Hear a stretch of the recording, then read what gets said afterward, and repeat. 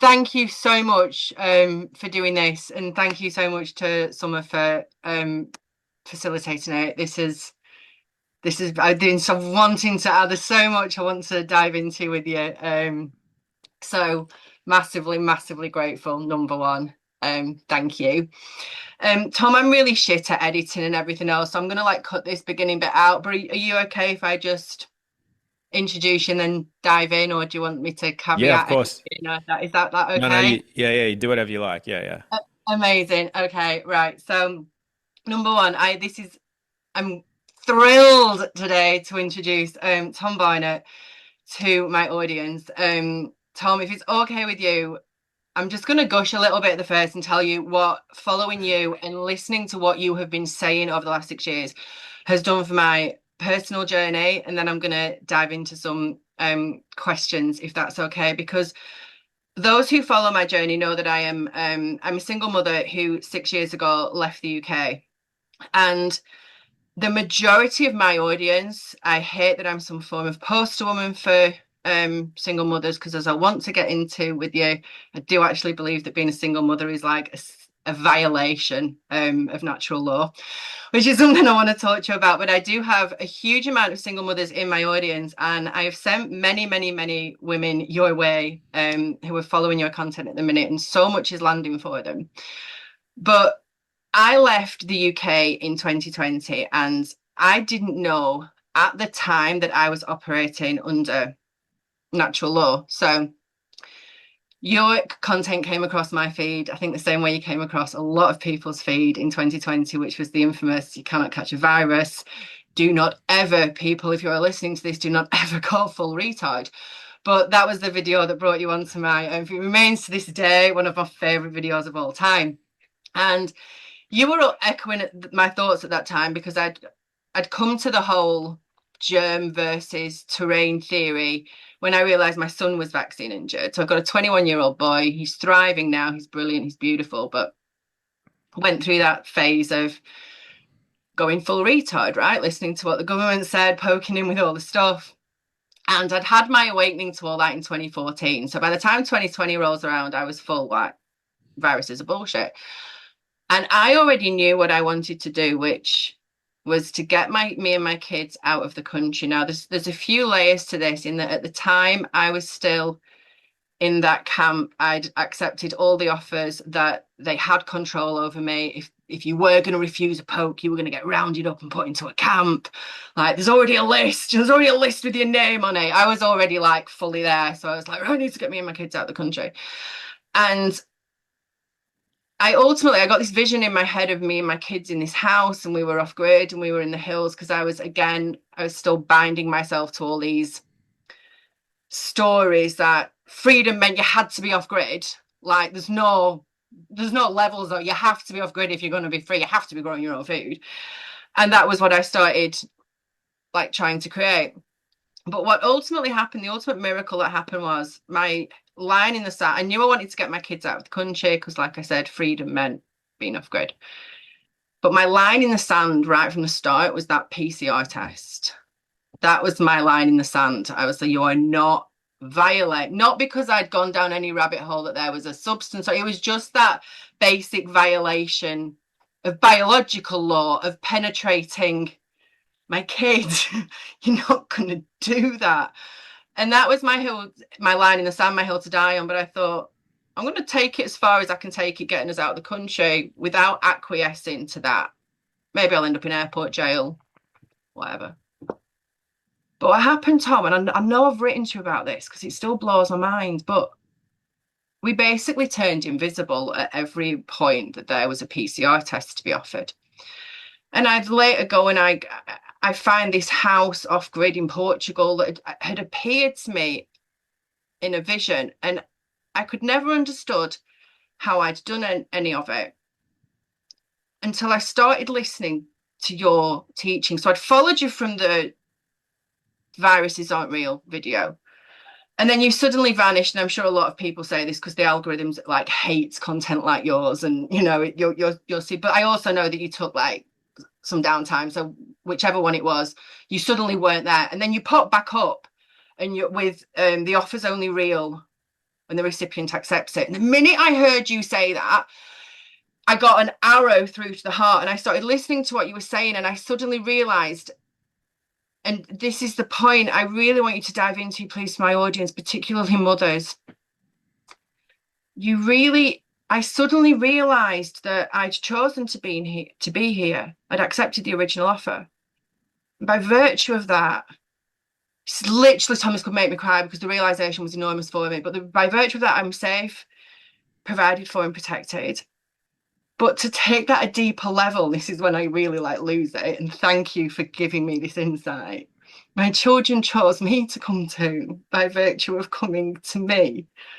They are always safe and provided and protected for. So I can really, that is what enabled me to drop into the embodiment. Your teachings dropped me into the embodiment of, no, I don't need to resist anything. I don't need to be off grid in the fucking hills. I don't need to be high. I don't need to do anything. I can just be with my kids, taking every micro moment of what is being presented to me, which I believe that word is I know it's a gift, but I also believe it's being pre-sent from the future for you to be able to carve what it is, because I believe we're carpenters. I believe that's why so much to go into with, but I believe that's what we can create. And so it was your teachings that did that for me. And one of my hopes today for this interview is that you can, with your incredible articulation and insight, help that penny land for mothers that by virtue of being here, you're good. By virtue of being here, your kids are good. Because the reason I came into your inbox a few months ago wanting to set this interview up, because there's been a bill passed in the UK, which is this children's, something along the lines, it's an act, Children's Welfare Act, literally called it in the title.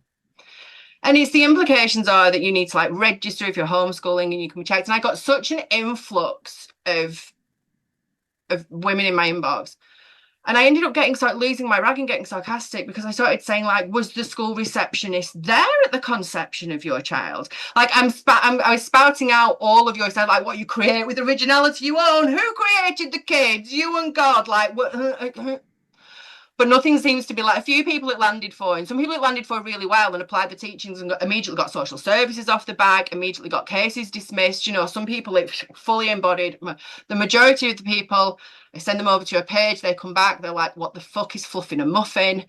So I wanted to introduce to my audience of mothers. First question, can you help untangle how we've contracted to be here and how you can drop into feeling protected and provided for when, the government's full of paedophiles and, Zionists are running the media and all the stuff, because it was that teaching of yours for me that all of your teaching, I'll say now right from the start, I am a paying member of all of Tom's, his containers, his workshops, his money workshop that I want to get into again, money on this call, but I'm not affiliated in any way, cannot recommend your teachings enough, because as I'm going to get into, it was embodying everything that you taught that literally just had me invisible at Border Patrol. So what you are saying works.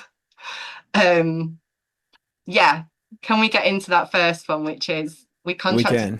Yeah, we are safe and protected and provided for. Thank you. Well, first of all, thank you very much. I really appreciate that. And first thing I'll say, though, is that I can say the same things that I've said many times before, and some people like you, something will switch on and it's like they already knew it. It was just that there was a fog and the fog lifts and they're like, oh, no, I got this. I got this. Other people listen to what I say and they think I'm a maniac and a lunatic and that I don't have anything of any substance or value to say or teach. So it really depends on where somebody's at. And people like yourself, which I honestly believe is basically all of us, we all come with some form of amnesia. And that's strengthened every step of the way from birthing into the world until we finally at some point might hear something like, hey, did you know that you don't actually have to do that's being told to you? And you're like, what? Something might go, yeah, actually, hang on, that makes sense. Why should I have to do something that I'm told by somebody else, for example? But because there's so much that shackles us energetically, and particularly in the mind, for some, it's just like, oh, of course. And then they just immediately run with it. And other people have layers and layers and layers and layers and layers. So for those that might find some of this sort of stuff difficult to grasp, just understand that it's not your fault. And it's not that people aren't intelligent enough to understand it, or they don't have enough ability, or they don't have enough gifts or whatever. Everybody has the ability to do, like, the sun shines upon all of us the same is one of the famous quotes. So if you can just understand that, like, to break it down, you didn't come here under the control of the government. You came here between a very, very divine agreement or contract between your parents, like let's say your mother, and whatever creates life. So whether you believe in God or life, universe, nature, whatever you want to call it, that something brought you here and created it. So did you have a part of that? That's a good question. Did your mother have a part in that, or your father? And how far back does it extend? Like, this is a lot of this is maybe beyond the conscious, understanding of a lot of people. But either way, if you can just hold the possibility that the government didn't bring you here, so therefore, why do they have this control over you? And from day dot, there's programming and whatever else that's going on to make you think that you are not capable of being here on your own. That's why we have government. And of course, to the average person, that's why we need government. They would never question. So I guess what you're doing, though, Biba, is you're bringing up the fact that some people, they're not exactly in that boat anymore. As in, like, no, I get it where, they're fictitious or they don't really have control over me, but how do they not? Like, that grasp to being able to grasp the fact that they can't actually do anything to you. It's just like, no, that can't be true. But they know that the government's a bit like shit, you know what I mean? So for those people, there's something that might really be able to help, and that's just getting more embodied with yourself, getting still enough to just ask a question without judgment or expectation. And don't preempt anything, but if you just ask your heart of hearts and you just go, do I really have to do everything that they tell me? Like, almost straight away, it should come back as a no, wherever that comes from, or whatever you perceive that to be. Once you can get the feeling, especially because if most of your audience is women, if you can start with a feeling first, that's really going to help. Like, before I answer the rest of it, for you, when it first landed, was it a mental thing or is it a feeling thing for you? It was a feeling thing. Every single instinct I have that is centered around my children is a pure feeling. There is zero way to articulate it. It's just pure. And I do believe that one of the strongest gifts that women are given is the maternal instinct. And I think that that's another reason why, number one, it's the reason why I'm so grateful for your teachings, because I do believe it's a direct violation, arguably of natural law or biological law, but I mean, one and the same, right? For a female to be out there alone, being the one that's protecting and providing for her children. And every feeling I got that was ultimately centered around their safety never made logical sense. Like leaving a country to go to a foreign country in a global pandemic that I'd had no contacts in, and it wasn't one of the trendy ones. It wasn't Bali or Portugal. I love them. There's some reels that you've been sharing recently that have me on the floor about Bali, major. But I mean, it wasn't anywhere, that I'd found down the alternative recommendations. It was a pure gut instinct. I'll go to Greece, and it made zero logical sense, but it was a feeling. So yeah, sorry, to answer your question, I get it more as a feeling of like, Mm-hmm. this is what needs Yeah, to be so done. that's where if you can at least honor that first, the rest will fall into place. Mm. What gets in the way is the mind will get in the way always, and especially, I mean, men and women are very different, and the way natural law applies is actually different. But at the same time, if you have the feeling first and you know it, but then it's so easy to fall into fear or disillusionment Mm. or like panic or whatever, then the mind kicks in, and because we don't feel safe someone doesn't feel safe, the mind jumps in to protect. So the heart and the soul is always protected. It doesn't Mm. need it. The heart can get hurt, but we either learn it or we never actually got to experience it in the first place. We feel unsafe. The mind jumps in. So the mind is really, really good at protecting. Like, it's one of its prime purpose. So most people, I believe, are actually in their heads in the world. Yeah. Um, in their mind, they live in their mind. And one of the reasons for that is because it's so well protected. And it's so well protected. We know this even if you look at traditional medical science, because somebody can be they should be in a lot of physical pain because there's something really like broken inside of them, but they don't actually feel any pain. And one of the reasons for that is because that pain would then equate to such a lack of safety that they wouldn't really be able to function. So the mind is and the brain is actually able to shut the pain reception off to the point where they don't actually feel physical pain.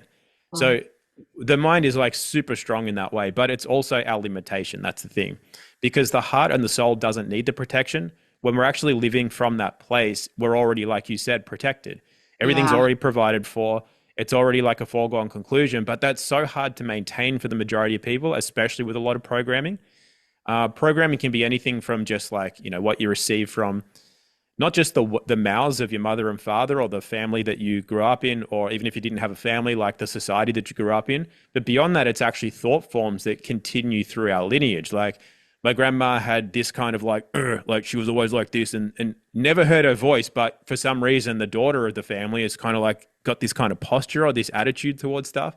And it might still be coming from there because it hasn't been dealt with. Others are traumas that we pick up in this lifetime. Others are just general beliefs that we pick up along the way. School does a great job of programming people into believing that we're Yeah. not really very capable. So, from a legal perspective, if you want to talk about that side for a second, we are deemed to be wards of the state. We're essentially incompetent. We babble. We don't know what we're saying. So, Mm. therefore, by default, the government will then step in to provide for us that which we cannot provide for ourselves. So, it's meant to be framed as a service, but it's kind of like this weird default thing where we're only really providing it because you people are chattel. You're kind of dumb. You don't know how to Mm. fend for yourselves. So we'll do it for you. And of course, because that now creates a third party, you're bound then to the government and you're cut off from life or nature or God or creation or Yeah. whatever you want to call that. So it's about really reconnecting to that. But it first has to start with the feeling. And as soon as you have the feeling, even if it only lasts for a bit, just be mindful that the mind will want to jump in at some point and just start monitoring for that. Someone like you, it was just kind of like, oh no, I got it now. And then obviously you probably still had moments of like uncertainty or maybe a bit of fear creep in Oh, or maybe like something. no, completely. I love what like understanding your teachings. One of the things that really lands to me is that we're all equal under the law. And I definitely went through this phase, like post 2020, of thinking, arguably still do, of thinking like the majority of people are fucking idiots. They've all gone full retard.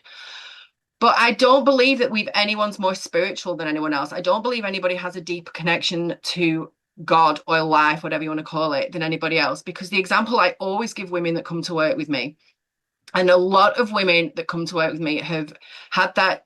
I see it as quite a typical pattern. It's certainly my own pattern. You vaccinated the first one because you were clueless and you were in that egregore. You were like it was fully real to you. And then you see a bit of damage after you start to wake up. And then the second kid after that is like, that tends to be the typical anti-vax curve that I see. And that was my curve. And it's the curve of a lot of women that come to follow me. And I always remember them. I always tell them this core memory of mine. And they all have the same one. And you see it overriding the soul and the spirit, which is when you take that first baby to get vaccinated, even if you have never read an anti-vax article in your life, I was 23, I was as plugged in as they came. Okay, the only thing that mattered about my kid was the fact that the nappy bag had to be designer. I was seriously that disgustingly that person. I don't know, whatever you want to call it, that Kardashian clone. And I was taking him into you go into the nursery. He's 6 weeks old, Tom. He's tiny. He's perfect. And I'm holding him, and this voice, as clear as a king bell, says, "You're about to let someone poke your baby with a needle. Get up and go." It was so good. And I immediately, the whole thing you've just explained there, my mind and my body jump in and start gaslighting me. The nurse didn't even need to gaslight me. I started gaslighting myself. Measles is so deadly. Everybody, this is going to keep him safe. Of course, you're only scared. And I was even telling him, I was like, you're only scared because something's about to make your baby uncomfortable. This is the best thing for him. It is fine. And I remember how it felt. And I call every woman back to how it felt of that was a direct violation of your maternal instinct. You are literally right in that moment. That is life trying to move through you. That is life meeting you in the moment and saying, you've not done it yet, dickhead. Get up and move. But I gaslit myself. Like we say, germs are so dangerous. And I that is the example I use when I'm like trying to help women. And so I'm like, do you remember when you lost that? It wasn't about how so I was. It wasn't about spiritual. I wasn't getting that message because I just drunk cacao that morning, or because I'd just been to like my eighth fucking sound bath of the. I actually love a sound bath, but like my drum circle of the. Do you know what I mean? I'm really into sound, but it wasn't because I'd done my Kundalini chanting that morning. It was like that connection. I think we've all got it. We're all equal under the law. I said, but the bravest among us, and I think this is why it also boils down to the hero's journey as well, right? Is that you'll get the nudge, you'll receive the call, but your mind and your body will argue you out of it to keep you safe. In my case, it's like keeping safe from me, all the fiction, all the measles and the virus and the everything else. And I love reminding myself of that. And again, it's your teachings that have helped remind myself that I think you can fall down a real path. It's the barley reel again, but that to have this connection to life, to be able to be receiving these like inspirations, these aspirations, these messages from breath, right? You have to be in that bar. Because I think I went to Portugal for 5 years, which is like, I think it's the Bali of the Northern Hemisphere, right? It's just where you all, like, there's an ayahuasca ceremony every like 3 days on the dot somewhere. And I was in that world for such a long time, and nobody's meeting life in these situations. Like, nobody, we're all getting these messages all the time, and it is just that align your soul and your spirit with, or align your mind and your body rather, like get that on board. Mm.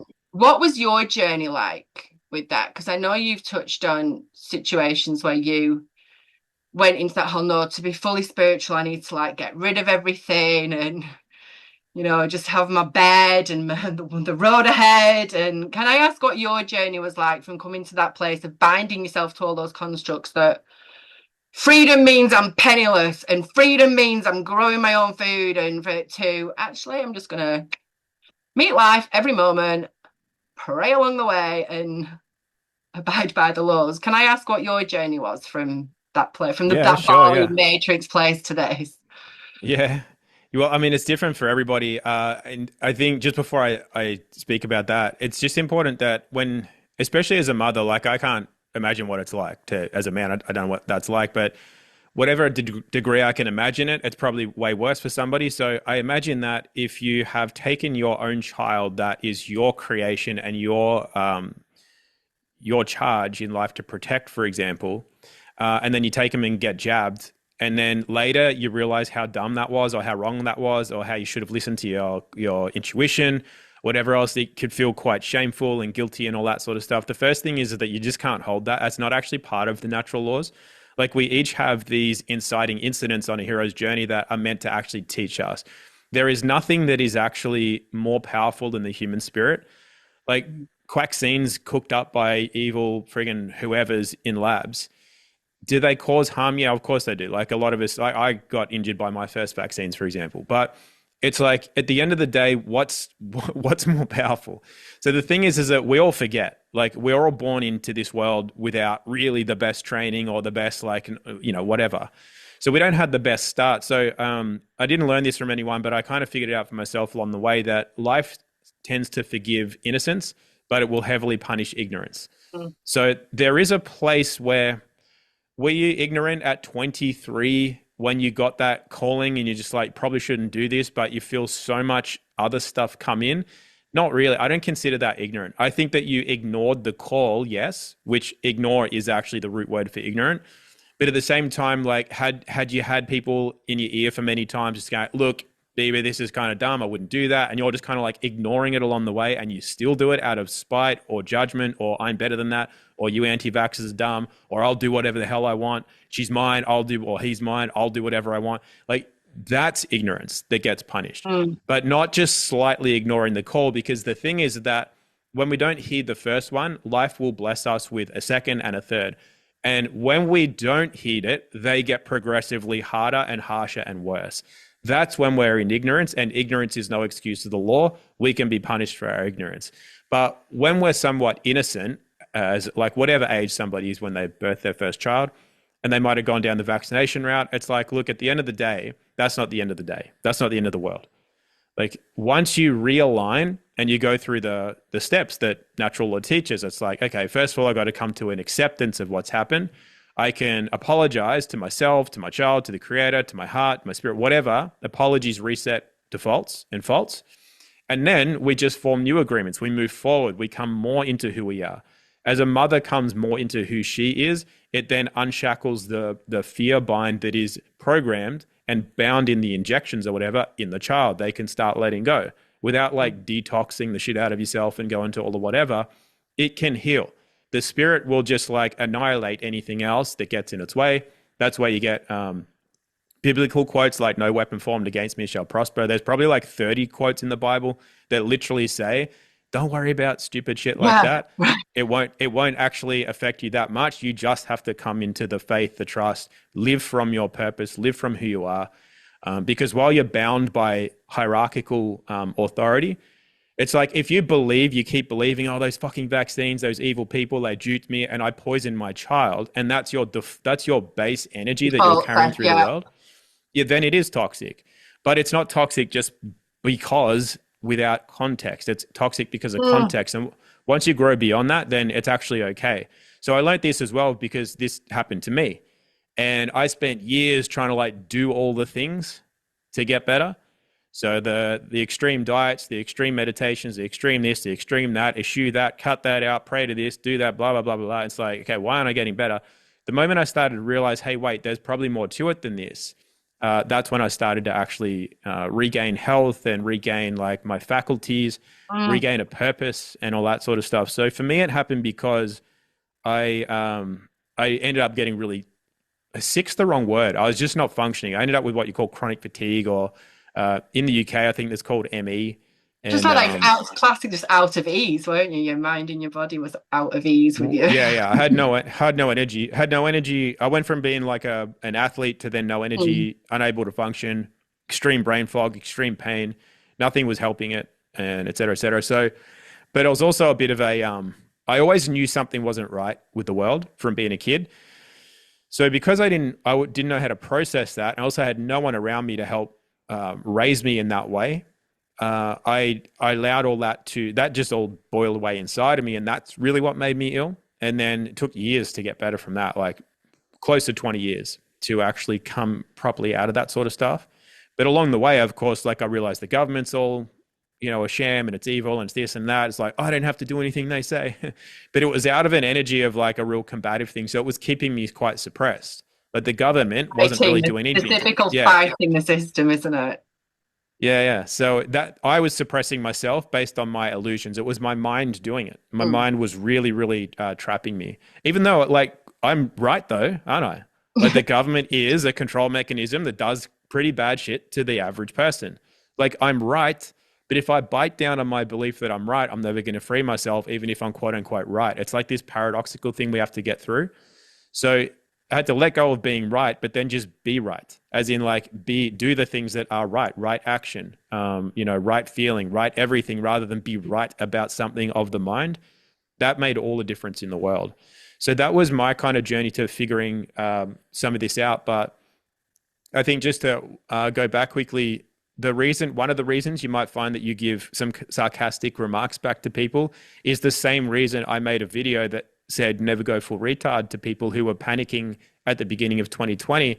It's not that I didn't have good intentions for people or anything like that, but I had a frustration with people asking me the same questions over and over. And I'm like, why are you asking me this shit? So then I made that video. I didn't think many people would see it. That was the thing.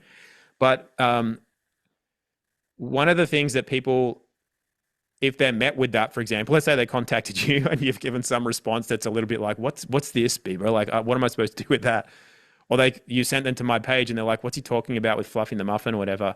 It's like some of that is there on purpose, because when people are really, if they're desperate and they're searching for something they think is just going to pop out of the screen at them, or one email back will fix all of your problems or you'll get it, that's kind of not going to help. Like there's nothing you can receive in that state. So you kind of have to be able to get past that to be able to get to what the answer actually would be.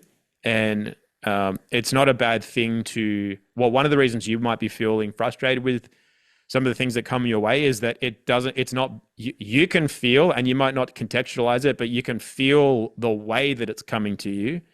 You can feel into the lack of standing that's relative to Yeah, what's it's the being lack of asked. agency. Yeah, especially Mm, when it comes to your child.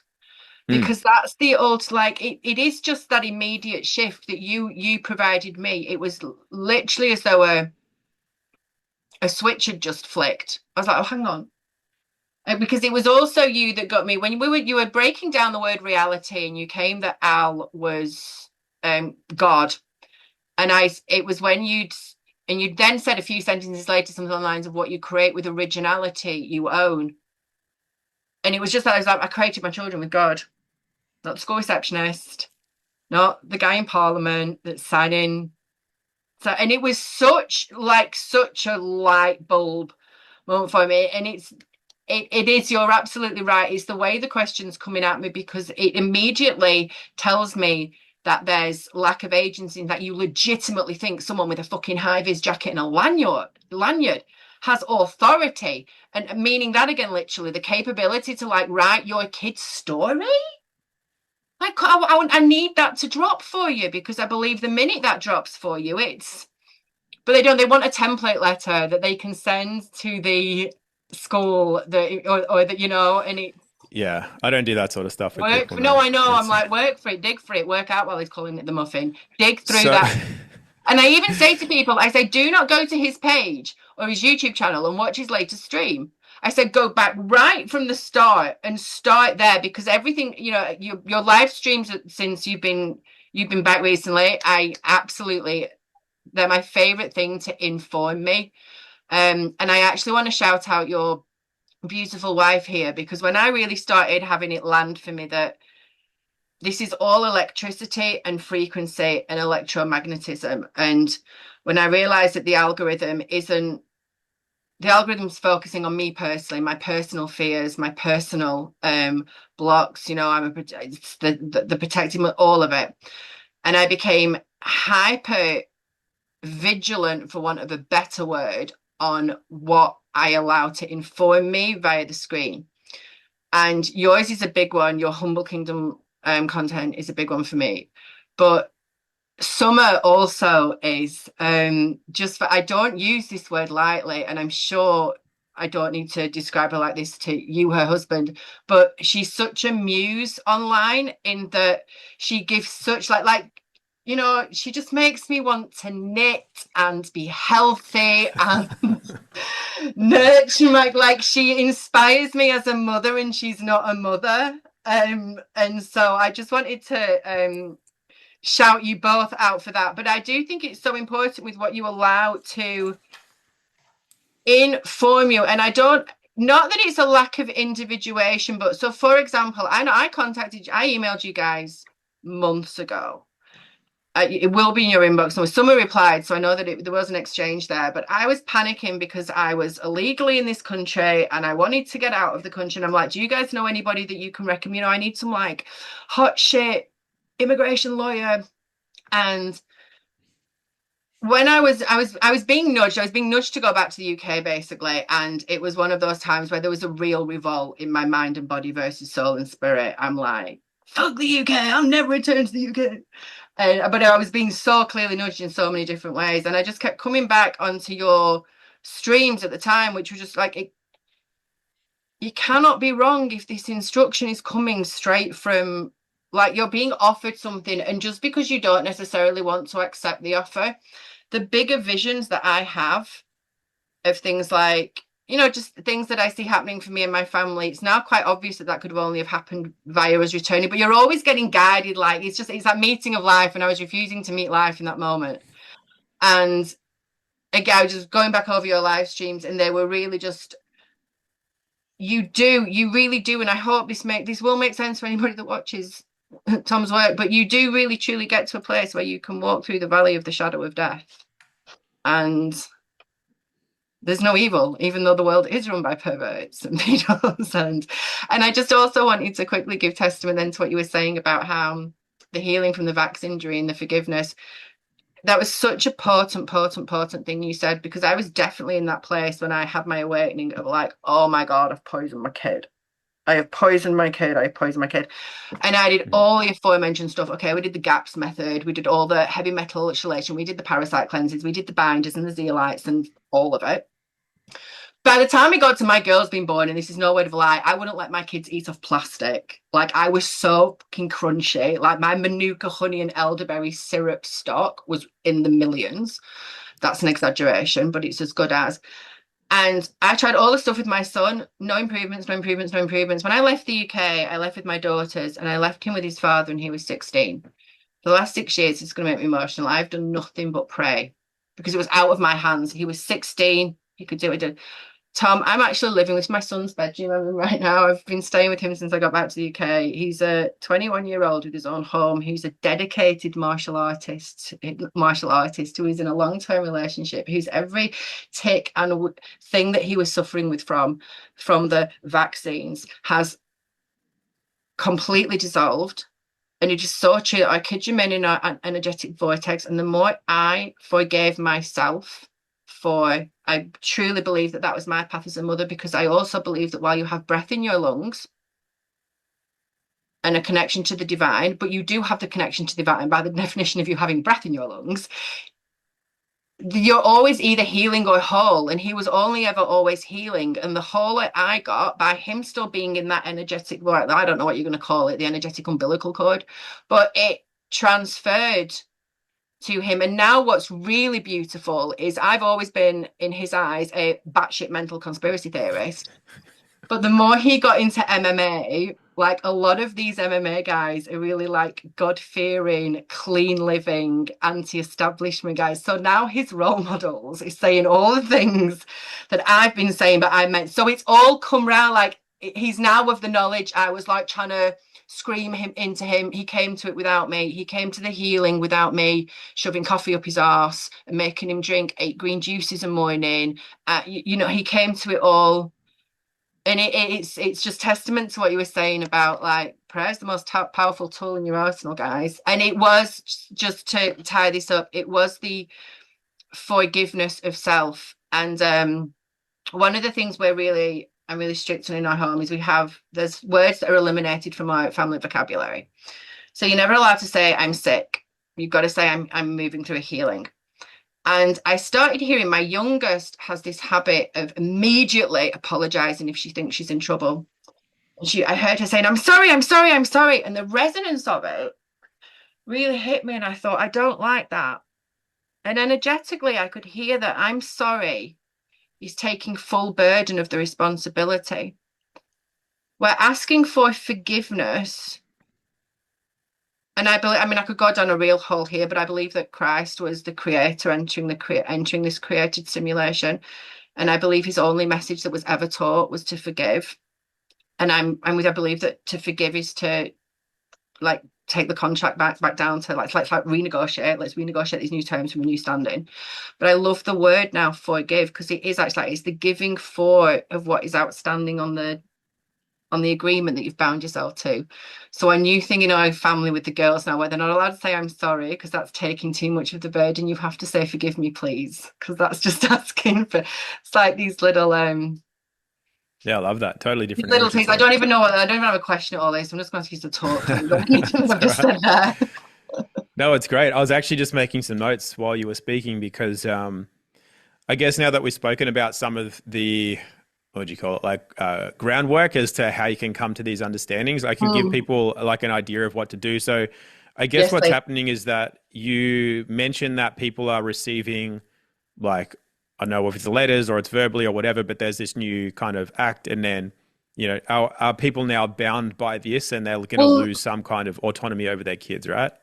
sort of. The point I've tried to make to people thus far is no one's received shit. An act has been announced in Parliament and written, and so far it is very much just an egregore that Huh. is taking form on social media. The thing I've tried to point out to women right at the start is how did you find out about this? And it's always, without fail, one of the homeschooling Facebook groups I'm in. I'm like, okay, so you didn't hear it from God. You can, Yeah. and that's my first point of like, okay, dismissed. Tonya, you want my help? Tonya, leave the Facebook group. Problem solved. But so right, so the act has actually been passed in Parliament, but all of the fear that the rules are like, if you want to pull your kid out of school now, they might be able to say no. If you do pull your kid out, we need to be able to check what they're learning. There's going to be a register for all homeschooling families. Again, right now, no one's received shit. It's just something that's taken form on social media. Okay, that's a great point. I wasn't aware of that. So there's so many ways to. So the first thing is, I guess it was going to be the end of the story anyway, but it works both ways. So whether somebody's got an offer from the state and then they have to work their way back to standing, or it's just an egregore, it's still related to standing. So the standing is the thing that you actually come to realize where you get to that and you're like, oh wait, I don't have to worry about this. Even if you had to do something about it, your standing decrees that whatever you do, it's going to be fairly minimal. It'll just be like, it won't even bother you. Even if something comes towards you, it'll just go away. Likely, it won't even come towards you. It will come towards some people, though. This is the thing, is part of what the lessons that I teach, and especially once I start doing some live coaching, a lot of it's about the process of individuation. And if people don't know what that is, in simple terms, if we're born into this world and we all believe we're in the same world, mostly because we're taught that. No one really, unless we had really intelligent and evolved parents in that, we don't know that. So, and everything that we do then from society and school and the government and the institutions all tell us that we're in the same world. But the reality is we're not really in the same world. So individuation just means you're not part of that collective energy. So we can call that like the collective mind or the hive mind or whatever. And it's a thing, but at the same time, it's not you. So you're not your mind. You're definitely not a collective mind. And once you start realizing that, you take a step back from it. And it gets to the point where then you are seeing the forest for the trees, which you can't see if you're a tree and if you think you're part of this whole thing. So what that means is that once you individuate, you are separate from the government, which is the mind control. And what you have to understand if you want to go down that process is that people will have very bad things happen to them as a result of the state having overreach. But it doesn't have to happen to you. That's the thing. You have to, it's almost like this chord. You hear it happening or you see it happening to like some, person, and we'll try to keep language clean, just someone over there. And for some reason you feel like they're you and you're them and you're like, that's going to happen to me. But I'm like, that's not even close to being real. Mm-hmm. Like you kind of like entered ghost mode. And there would have been people left, right, and center getting picked off for a scan, getting picked off for a PCR, getting denied entry at a border. Meanwhile, you guys are going through, and it's like, why? We're all equal under the law. We all, like, sun shines upon all of us the same, but we also have our own sun. It's an individual sun. So the thing is with that is you have to realize you have to individuate in order to actually know that. It can't just be like a figment of the mind and you think it, therefore you know it. It doesn't work that way. Got to be embodied. Yeah, it has to be, because otherwise the results won't be there. It'll just be like thinking. That's what fluffing the muffin is, just kind of acting, performing, thinking, like whatever. And it's like, it doesn't really matter what you think of yourself. If the rubber doesn't meet the road in the real world, it's just fanciful, like pretending. So in order to individuate, you have to be willing to go into that process, which might mean, like all the things that kept you going until now, which is your familial, meaning your family, or the societal beliefs, dogmas, rights and wrongs. If you do this, this will happen. If you don't do that, that will definitely happen. Like you're individuating from all of that so that you start to come into your own mind, your own heart, your own soul, your own spirit, and you start connecting to that, which is actually connected to the divine. All the other stuff is connected to bullshit, created by someone in a state of fear or a state of evil wanting to manipulate people. And that's what most people are plugged into. That's why they think this stuff's going to happen. But more importantly, that stuff does happen. So when I say things like, it's just an offer, it doesn't apply to you, et cetera, it's only a half truth because it absolutely applies to a lot of people out there. But what you got to do is allow yourself not to get drawn into the fear or the illusion, which it really is, of seeing or hearing of it happening to somebody else and then automatically believing that that's you and that's going to happen to you. Because it's two separate things. Now it can, if you accept that agreement, but what you're really accepting is being bound by a thought form, which is like an egregore. You're being bound by a government, which is a mind control. So forget like, the government of the UK. We have our own mind control. It's Mm. our beliefs. It's like what we are bound and shackled Internal by. state. We're governed by All the of that. state, Yeah, our our state. exactly. So you Because have to there's first individuate from that in order to regain a standing. Because until then, if you're like in any way connected to all of that sort of stuff, you're still kind of governed or controlled by that, whether you like it or not. So you can be, look, it's not like you have to go immediately from one to the other. It's a process, but at least while you're on the process, you're like 1,000 times better off than somebody who's not. Even if you're just slightly individuated, you're already 1,000 times better off. Once you individuate further, it's like it's not even the same playing field. You're in a different game altogether. Like it literally doesn't matter what the British government says is going to happen. It's like it will 100% happen to thousands and thousands of people, but it won't happen to you. And you gotta know that. You gotta be okay with that. Because what a lot of people do, and it's a trap, it draws you back into the plugged into that game, is you're like, but that's unfair. And what about Sally and her kids? It's yeah. like they're not your responsibility. It's like the airplane mask thing. Like you have to Mm. do it yourself. Nothing you do in that game as a subject of the game is going to help anything in the game. You have to first individuate from it. And only then will you have the presence, the right energy, and the right capacity and the right standing to potentially help others to see some part of that to be able to move away from it themselves. You can't do it from in the game. Otherwise, you're trying to shove people out of it. Yeah. Like, get out of the game. And it just doesn't happen like that. So I'm following an account on Instagram at the minute, and she's one of these accounts who's very beat the system. And so she's got her kids' passports without birth certificates, which I actually did for my youngest. So my youngest was free birthed in 2018, and I was down this whole thing of, I'm not signing her over to the state, straw man, all of it. And I got her a passport without a birth certificate. And this woman's her account, she's a UK based woman. She's now advising people to go out and get these authorized notices for their children before this act starts rolling things out. And I know that 6 or 7 years ago, I'd have been all over that. I'd have been all over that. But I actually, and I think this is maybe an example of once you really do see the rules of the game, you're able to play it to your advantage almost. But I would be interested in what your and Summer's plans would be with guarding birth certificates, but arguably you're probably just going to cross that bridge when you come to it. Because I'm now of the mindset, like I said, I know it can be done. I got the passport without the birth certificate. There's no record of her, blah, blah, blah. I wish I'd actually had the foresight now to birth all of my kids in different countries across the world and have like a fucking rainbow selection of like, the ABCD of dual citizenships. I wish I'd now taken that route. And I do think that, she's gaining a lot of traction with this, like, you need to get your kid these letters notarized. And I want to speak on it myself to my own audience but I'm trying to find the words for it, and I'm hoping maybe you can help me. In that, unless you're doing that from already your original standing, that you've created those kids with originality and you own them. And when I say own them, whenever I say this, people are like, oh, so you're allowed to abuse your children. Obviously, I'm not saying that. I'm saying that the guy who's writing the letter that's intimidating me wasn't there at the conception. That's what I'm saying.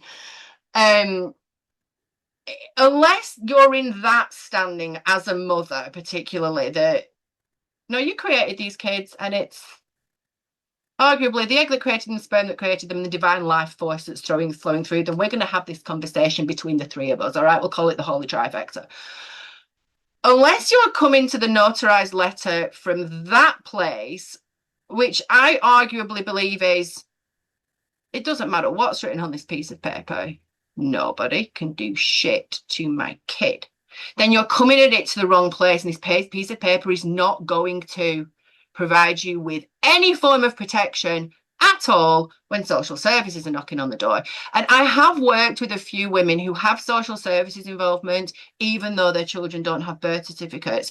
And it's really touted as a surefire way not to have CPS involvement. And every single woman I've worked with, and I've personally had social services involvement. So when I say that you have asked for it on some form of an energetic level, I am never ever saying you've been abusive, because I know how these systems work. I'm not saying that, but I am saying some part of you had always entered into the agreement that there is an outside institution that has immediate authority over your child. You have accepted that somewhere along the line with your words, your actions, and your intentions.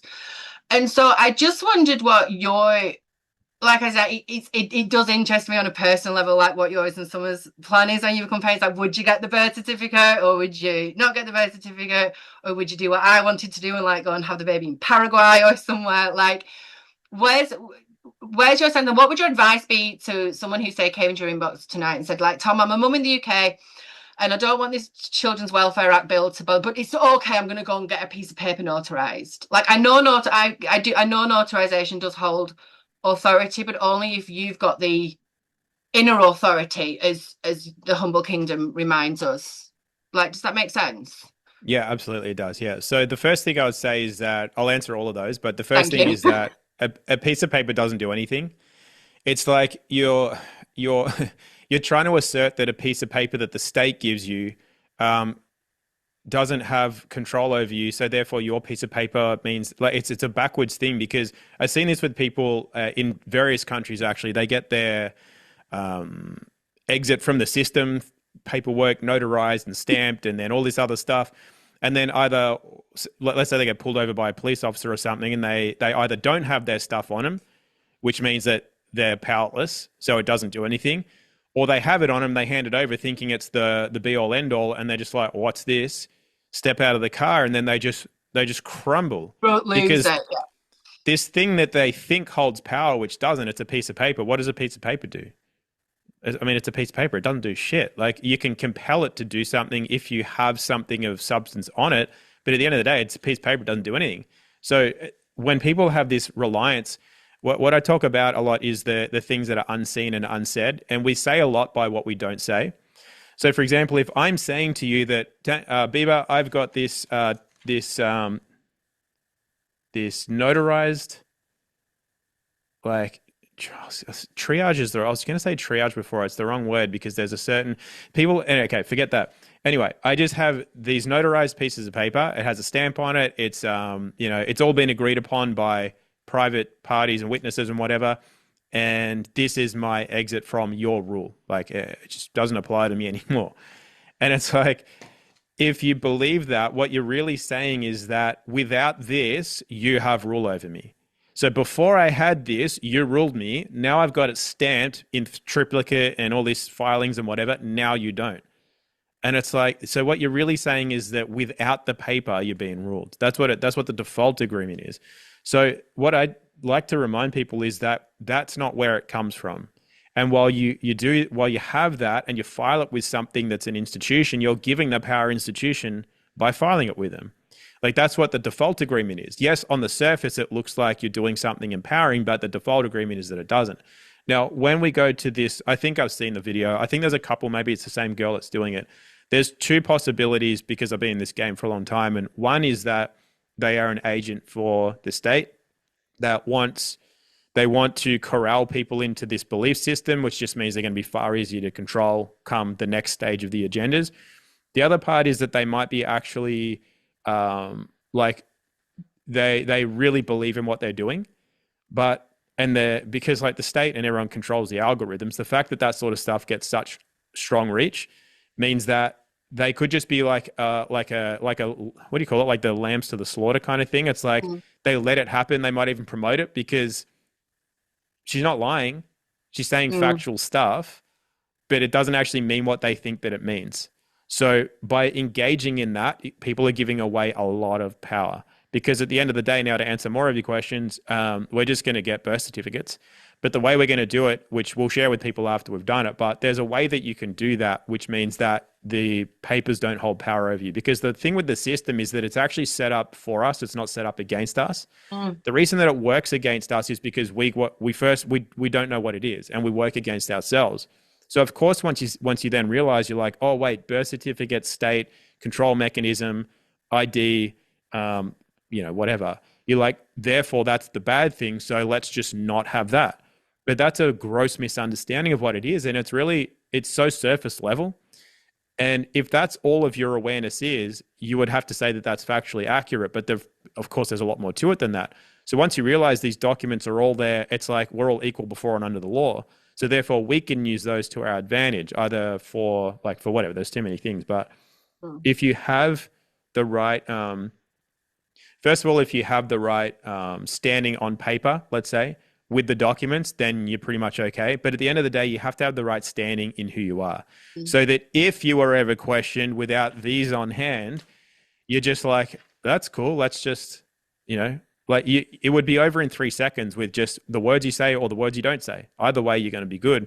Beyond that, with the right energy, you don't even have to cross paths with anybody that would ever try to either question you on it or attempt to enforce their authority, because that only works via a certain it just works on an energetic exchange. But I can cover that for you if you want, because it's like if people ever got something, I can go through like how you would actually handle that without trying to rely on a some kind of like, I don't have a birth certificate in there, because I mean, you probably know this, even if you don't have a birth certificate, you're still in the system.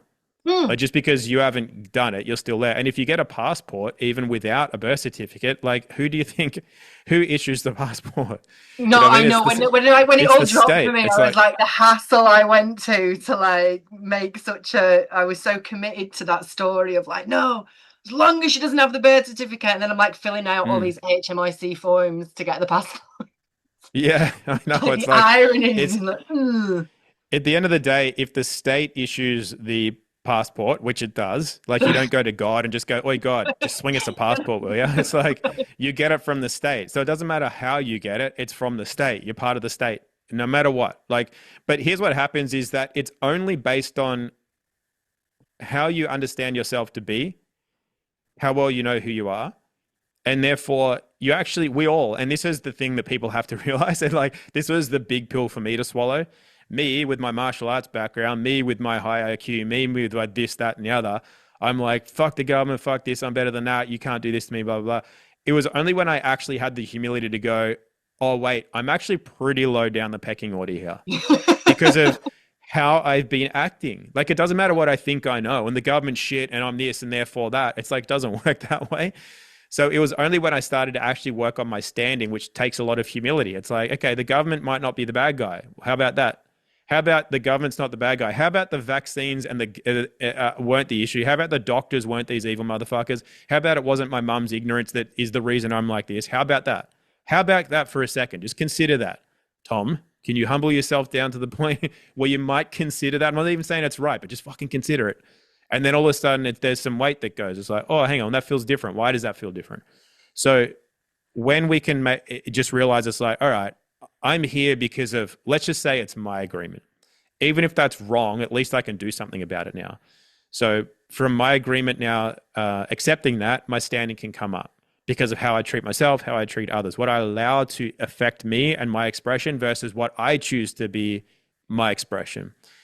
And once you can start doing that, then your standing starts to improve. So what's a standing? A standing is literally how you stand on earth. And there are hierarchies on earth, like it or not. It's kind of akin to a jungle. It's like the silverback in certain jungles or whatever. That's the king. It's like, don't go pissing that guy off with all your mumbo jumbo about you can't do this and you can't do that, because there's really only a few outcomes for that, and neither of them are going to be in your favor. So you kind of have to realize that you've got a place, but you can improve your place. And that's what a standing is. It's kind of hierarchical. It might be the wrong word to use, but it's similar to that. The reality is that we stand under the creator. But what happens is as soon as we get angry at somebody else or an institution or a thought or a belief or an idea, we're cut off from the creator and we're now focused on that which is ruling us. So we're giving all the power away. So we have to have the humility to go, I pissed a lot of my power away over the years, but today I can start to get it back. And if you can do that, you're already going to start to go a lot better. What else was I talking about? I forgot. I was just I going to talk don't about know. standing. I loved that when you, because I personally believe after the work I've been doing with other people for the last 6 years that pretty much every problem can be solved in your life if you'll just take responsibility. If you will just like step out of the drama triangle and take responsibility. And I had that realization in like 2022. Like I was going to the bathroom in like arguably my eighth compost toilet. And I don't know if you ever used a compost toilet, but there reaches a point where I was like, why am I shitting in a bucket when it's not the apocalypse? Like, and it was just this case of like humbling myself to the point like I'm fucking miserable. I've created all of this. I am this penniless, barefoot hippie that is shitting in a bucket, and I don't need to be. And actually, this brings us really nicely onto one of the ways that your work has helped me enormously is it has increased my wealth. It has increased my monetary wealth. Like I'm not balling, but you know, I'm single mum that homeschools, that runs her own business, and we travel, and you know, everything's provided for.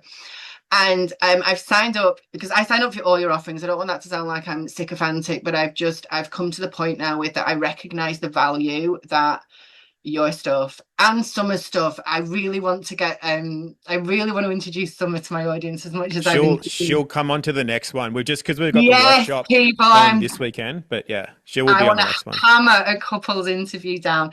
But can you like give me, I don't know, a preview teaching from the value, because the way I've interpreted your work and the way my social media has provided, it's really interesting how I've managed to provide for myself and my kids, because the main bulk of my income is through high ticket network marketing with a particular product, which in my case is the Kangen machine.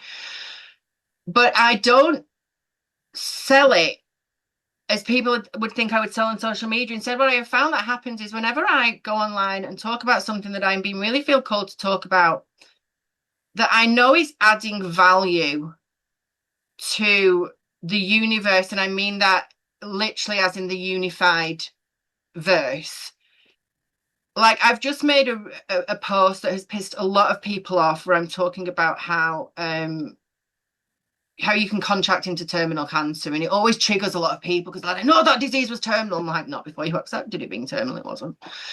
And I've noticed that when I make posts like that, that if for no other reason of me just wanting to speak something that I'm feeling really called to speak about, I seem to get monetarily compensated. Like someone will just randomly come into my DMs and be like, hey, can I buy a water machine off you? And I'm seeing that direct correlation between what like who I am in the world and what I am here to talk about in the world, because I believe our words are like one of the most powerful forces that is shaping the reality, with how I then get compensated with what is seemingly like God's provision, but arguably it's coming from network marketing. But it's not, because I don't network market the way that people network market. And I wondered if it's your teachings that have really helped us get this place of understanding the law of prosperity. Like big Florence Shin fan, and just getting into that place of like, no, but it was Florence's book and your that real hammering home, or that light bulb moment that I got, that no, I'm here, so I'm provided for. And then just like using Florence to take it a little bit deeper. I wondered if you could touch a little bit on what your upcoming workshop is going to be about. I'm going to link this in the comments. But it is your teachings that took me from broke and penniless to like, now I comfortably make about 6 figures a year, that was something beyond my wildest dreams at one point. It was like, what? Yeah, well, that's amazing. It's not well. First of all, I'm happy to hear that. Congratulations. It's one of those things though that people should understand that it's not. That is a birthright. We're convinced out of it, and we have to like suffer and all this other stuff to just live. And it's like where that's not how life is supposed to be. So it's just kind of like correcting the natural record to the point where once you can remember that, which is to remember, or is to reconnect, it's like then things will actually happen. You still have to work. It doesn't just Mm. fall in your lap. You have to. So, for example, you just articulated that when you do something, things come in. It's not like you do nothing and things come in. And the thing that you do has to come really from like deeper than just like, oh, I might just throw something out. I'll just think of something. And it's like, no, it has to actually have some part of you that's going to like, whether it's to directly help or indirectly help, but it's just a pure expression. And then that triggers it's the law of reciprocity that comes back then, but it doesn't just come back out of nothing. I'm still being paid sometimes now for stuff I did 10 or 20 years ago. It's like it Mm. doesn't always come back right now. Yeah.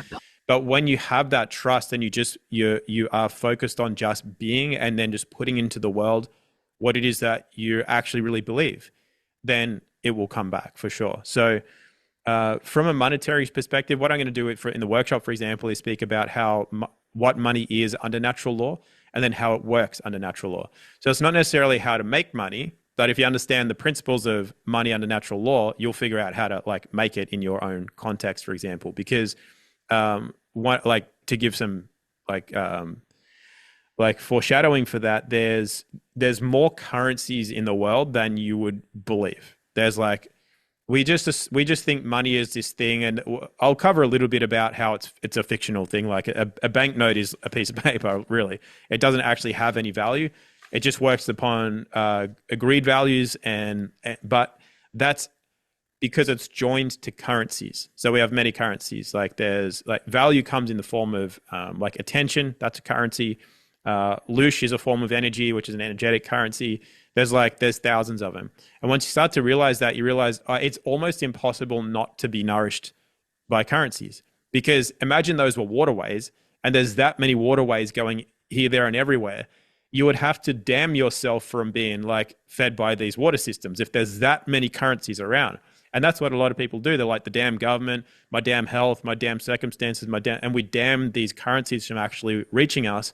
But because they're a currency, they come in and they're supposed to go out and circulate.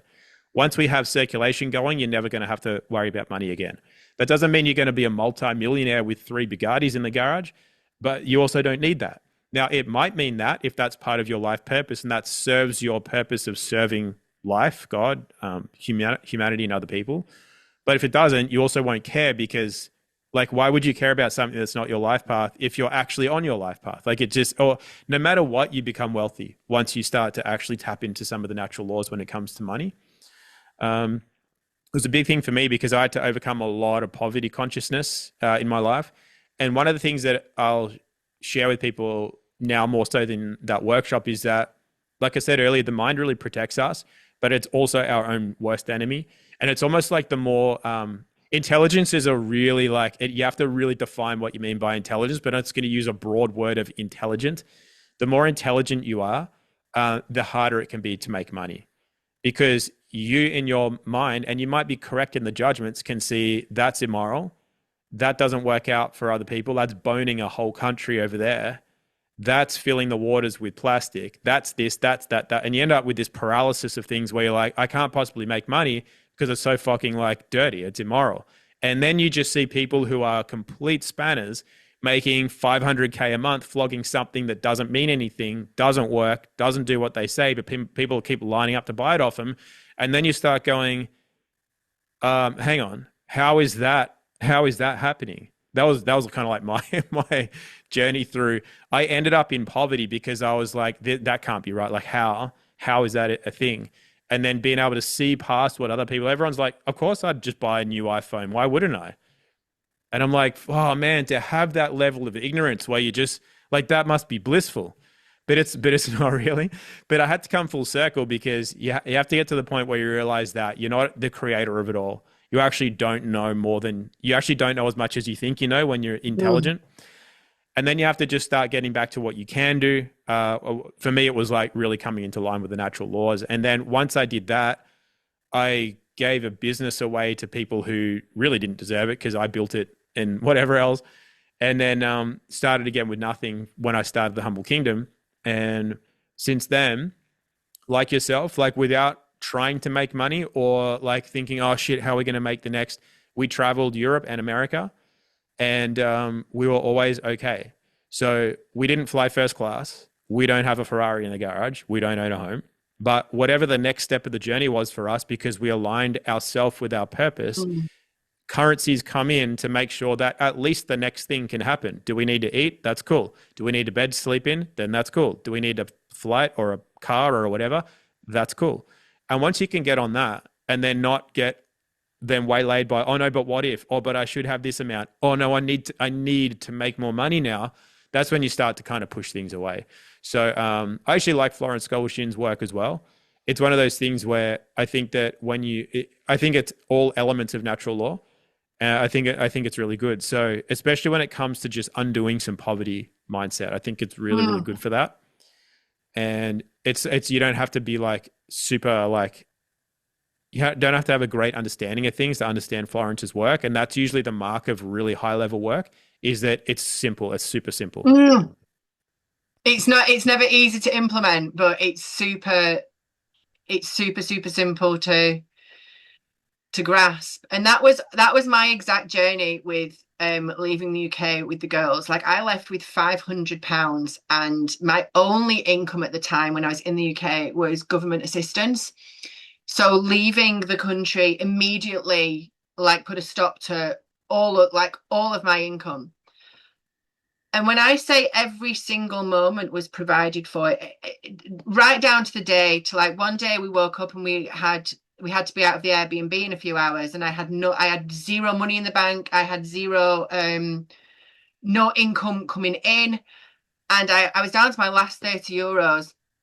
And I remember just thinking like I had this really vivid realization that clinging on to that last €30, when to secure another Airbnb, I would have needed at least like, 120 or something. I was like clinging on to that last €30 is making a declaration that there's nothing else to come. It's like trying to throw a deck chair off the Titanic, like hoping it's going to stop it sinking. So instead, we went out to the beach and I blew the whole lot on pizza and ice cream for me and the girls, and we just like had this dance party in the surf. And then later that night, €600 randomly landed in my account, and it was like more than enough, literally to the hour sometimes of like needing to be out there. But something always appeared. And I know there are many people, and I think this is by design, I think this is a program that's installed, but that truly cannot live in that place of the moment. I'm not saying do it as extreme as go traveling without like some form of provision. I'm not suggesting that, but what I am saying is if it's a real serious call that you are getting, that is that message that you're getting that's just for you, just that the individual call. If you can drop into that law of prosperity, that because I even think the word like provision, it's literally for your vision. So you can feel like you've got to step first before the provision arrives, until, like you said, until you get into this place of where it's just you get into the flow of it, right? And it just like I am not bawling by any stretch of the imagination. Don't even have like living with in my son's bedroom right now. I haven't even secured a car. But no matter where we've been and what journey we've been at, whether we're in the south of France, Portugal, Greece, there was just provision there. Even in the most random of ways, I found this Airbnb for us in Crete when I first got there. And when the tax was dropping us off, I was like, shit, I've made a mistake. This is in the middle of nowhere. Like I'm stranding me and my kids. But I'd followed these nudges and I'd got to this place. First morning, Tom, I'm not even exaggerating. First morning, this guy comes, this beaming, big Stavros type, this big hairy Greek comes in with his espresso. And he's like, "You're the mother they tell me about with the children. You cannot stay stuck here. Nikos, I drive you wherever you want to go." It was a taxi driver with this air-conditioned Mercedes that used to do airport runs, who took me and the kids to the beach every day and wanted nothing in exchange more than a cappuccino.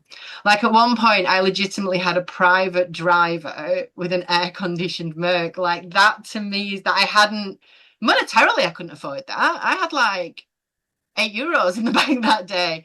But it was just this constant provision of this is what you need in the moment. This is what, and it's true, like the whole journey just truly validated for me that no, don't resist what life is presenting you with. Don't let your mind start, how will I pay for this? But what do I need to do for this? But that's something you really helped drop for me was like if you're posting just for likes or just for the fucking sake of it, or just for like, oh, I better do what they tell me to do and post at least once a day to keep my like, no, just show up when you've got something of value to say, and you will get into that reciprocal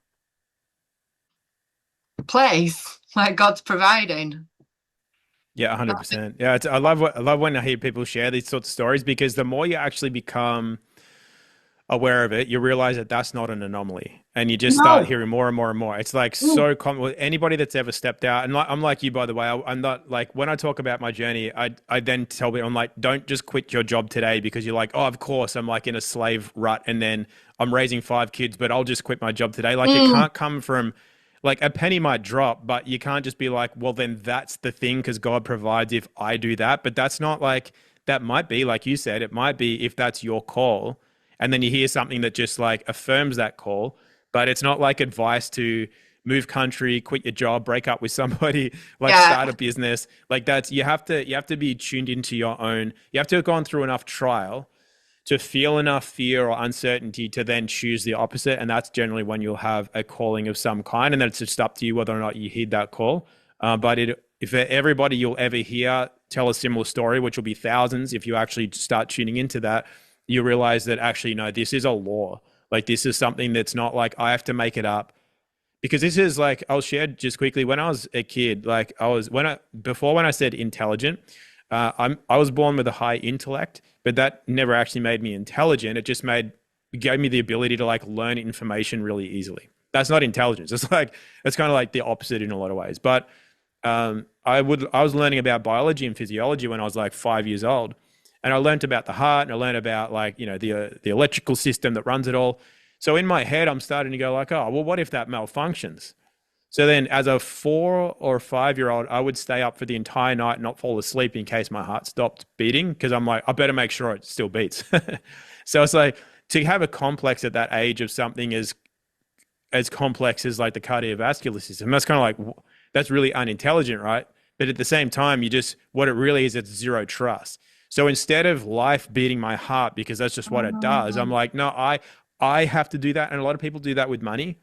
They're like, no, the life, like, I'm not a hippie. Like, you don't just hit a gong and then your bank account fills up with $1,000, and then it's like, that's just not how it works. And that's true. Like, there's the whole new agey spiritual manifestation thing, and it's just like, yeah, that is all bullshit. And if you have intelligence, you'll see one of those Muppets in like Bali or Portugal or Portugal. anywhere doing that, and you're like, what a fucking idiot. And it's like, money, and then you start getting angry because you're like, money doesn't fucking work like that. Like, you actually have to do something of value. Just because you're like duping idiots and they're filling your bank account, like, I can't do that. And that's where the intelligence comes in. But the thing is, you're right, but what you're wrong about and you're cutting yourself off from is just like, okay, that's not the thing, but there is a real version of that. And you don't have to force and like a hard, I love hard work, but I work hard because I'm on purpose. I used to Mm. hate hard work, drudging for something that I was not being paid my worth or being paid at all, or like, or whatever. I'm just like, it's taking from me.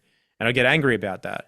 But then it's like, you don't, like, I was trying to make my own heartbeat. It's like, you don't have to make yourself make money. The bank account will have whatever you need to do whatever you got to do next. Now, you don't have to fly first class on your next flight. You might just have to fly. So therefore, you'll have Mm. enough money for economy. But maybe you do need to fly first class. Therefore, you will have enough money for first class. And then it gets even more like exciting because it is a game. And you're like, wait, if I spend more and I'm free with my spending, like you were on the beach having a dance party, instead of like, hang on, kids, look, I'm really sorry, but we have to skip. Like, we're rationing. Like, what's that going to do? Like, that's putting poverty and fear into the kids, and you and whatever else, and into life. But if you're like, you know what, let's just be free with this, and then the current opens, you stop damming it, and it opens up and it comes back. Now, the trick with that then is when people just think, oh, I'll just max out my credit card and fly first class. And instead of just getting on in my tracksuit, I'm going to buy a Louis Vuitton smoking jacket because then I'll feel rich and I'll be flying first class. And that's where the mind gets in the way again and starts making up these weird stories that aren't actually in line with the natural laws. And I think I actually heard Florence tell a similar story.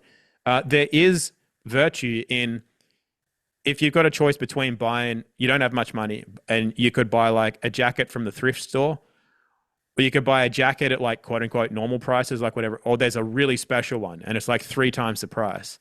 And you don't really have the money, but it's like there's some connection with it, and you splurge on that, and you embody that. It helps you embody your inner wealth, not some like weird projection of it or whatever, but your inner wealth that will make you more money.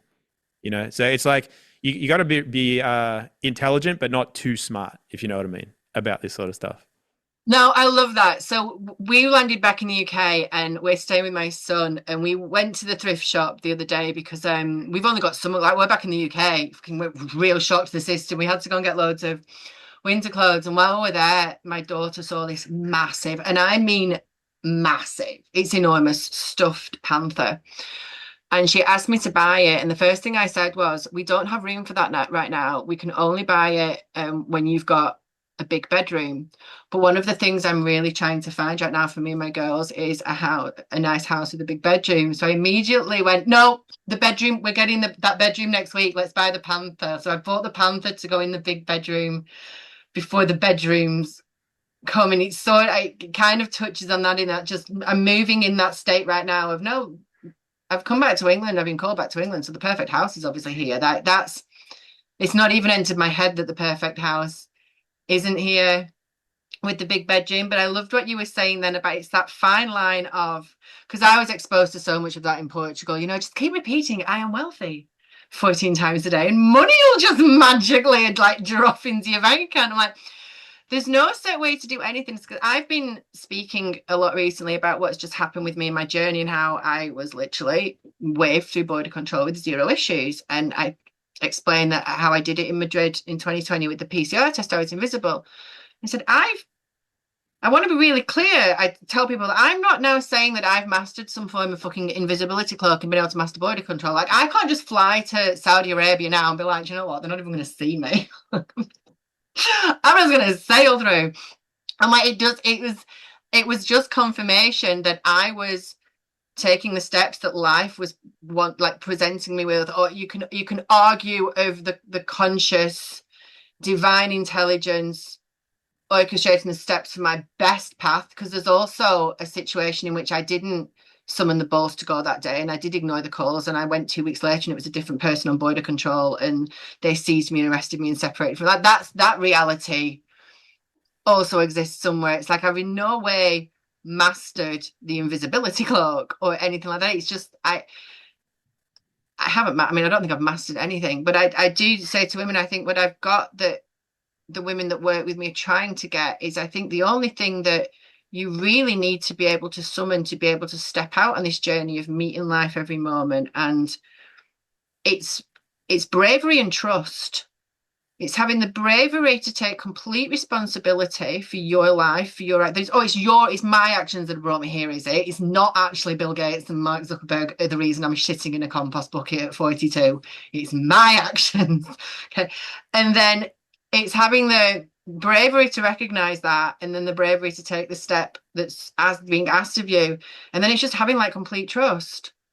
Like, no, the money will show up and the provision will show up and you will be protected. You will walk through the valley of the shadow of death, which for me was border control and fear no evil. But like, again, that's not to say I can now fly to Dubai and be like, hey, I'm just going to passport control. What's that? I'm just walking through. It's like, there's none of that.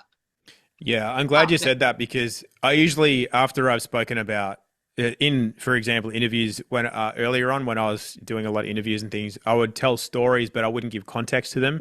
I would realize it was a little bit like, so I always, if I tell stories about what I've done, similar to what your experiences are, I make it very well known that the only reason, well, I don't know because I'm not the creator of it all, but I believe the reason that I've had the successes that I've had is that I've been on my path and walked it with full faith. But that doesn't mean that if I then get an inflated ego about myself and I'm like, oh, I'm just above everything. Yeah. And then I go, oi, watch this. And then I go back through the border control to prove a point. That's when I'll get spanked pretty hard because that's now, there's for a lot of reasons. But yeah, I think you articulated it well anyway. But I just wanted to reiterate that a lot of what I've done, I understand and I can explain the laws as to why, whether they're like laws, societal laws, or laws, energetic laws, and natural laws that allowed that to happen. Like what was the offer, what was the standing, what was the agreement? I can explain that, but it's really important to realize that you don't then have this magical higher than thou, like holier than thou Mm, thing where no one can now touch you. It's like mm. if you're called through the valley of death, then you can walk through the valley of death. But if you just go, oi, let's go have a walk through this valley of death over here. These retards can't do anything. It's like that's when, yeah, No, like it's you said, pretty bad. you're gonna get spanked. And I Mm. love what you were saying about I never want my story to be and some sort of blueprint of no, just get your kids board a plane, max your credit card out. God will provide. It's like no, if that is because one of the things I knew that it was my mind and my body that was not so much that one of the reasons I knew these were callings from God was because I didn't want to do them. When I was getting told to leave the country in lockdown, I didn't want to go. The thought frightened me, really genuinely frightened me. I think it's one of the most basic violations of no woman should be going out into uncharted territories as the protector of her children. That's just a violation right there. Okay, I'm supposed to be behind a big, strong man. That's just the most basic of natural law. And it was really, really, really, really terrifying me, which is why there was that initial refusal of the call and then eventually why I did it. I know for a fact that if I'd been wanting to get out of lockdown for no other reason than I wanted to be on the beach in Greece, going on Instagram, like, look, everybody, essential travel's bullshit. Look at me in my bikini with my sun-kissed children. Like, I would have been there'd have been no provision. There'd have been no divine protection. There'd have been no Nikos air-conditioned Mercedes. It was all about my ultimate why was wanting to keep my kids protected. But and so that's why it felt so unnatural to go out to a foreign country alone and and all the rest of it. But then ultimately that's why the protection appeared. And then the culmination of the journey has been that you've really helped me come to with your teachings, has been that understanding of actually, if my freedom is conditional on me being in the sun, on me being off grid, on me be like it's not for freedom can't be conditional. Like that's by definition the only way to be truly free is to have it completely unconditional. And so I was like, okay, can you return home and still be in this place of prosperity and freedom and God's provision and God's trust? Can you return home to the place that you claimed, was the place that was enslaving you? Can you make this journey again with full trust in God that if you cannot get seized at an airport, you've not done, first maximum, do no harm, you've done no harm.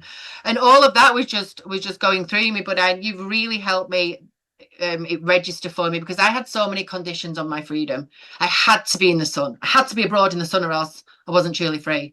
I had to be off grid or else I wasn't truly free. And now I'm just like, no, true freedom for me right now is full faith, which is no, I'm fully free when I can completely and utterly accept what life is presenting me with in each and every moment, ask for the peace to accept what I can't change. You can't change what Zuckerberg's doing. You can't change what Bill Gates is doing. You can't change what anyone on Facebook is saying.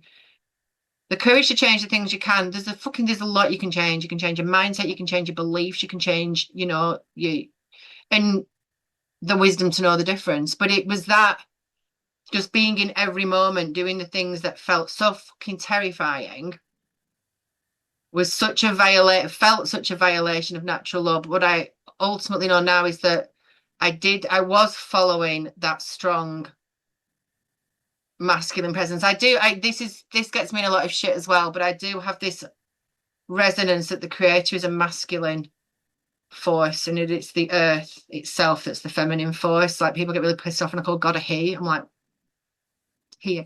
But I felt it. I felt that masculine. There's no other word for the provision and protection I was feeling as a woman alone with kids. Mm. Like, if that makes sense. Oh, absolutely. Yeah. We could touch on that because you mentioned that earlier that you wanted to talk about maybe natural law and being a single mother and stuff. Yes, please. So here's the thing is that there is the natural order, right? But then there's like the world we find ourselves in. So I feel that because I've made this mistake plenty of times, right? Where I'm just like, look, this is natural, and therefore what you're doing is not natural. And it's like, but it doesn't give context to the fact that like there is an understanding of where we are. Like, for example, as an analogy, like we are children of God, or we have dominion here. We're made in the image of God, however you want to phrase that. But at the same time, we are also wards of the state. Now, it can't be both at the same time, but the reality is that how we end up in the moment right now is a result of everything that's created Mm. that moment.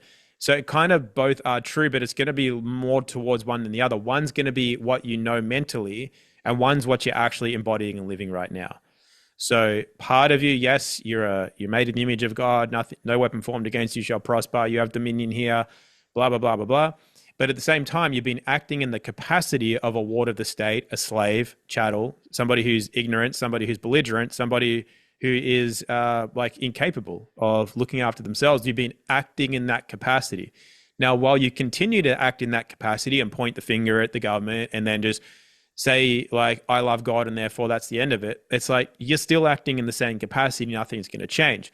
But as soon as you change the capacity in which you act, your actual capacity changes. So now immediately in real time, in this moment, you are more under God than you are under the government. But you also have to have the humility to understand that while you're only acting in a little bit of a different capacity, you're still kind of governed by the government, but you're also more connected to God. So only once you've gone through that process a few times, whatever it is for each individual, are you actually more standing under the creator than you are under the government. So that's the first thing. So when we find ourselves in a position, or a lot of, for example, people who follow you at work, they're single mothers.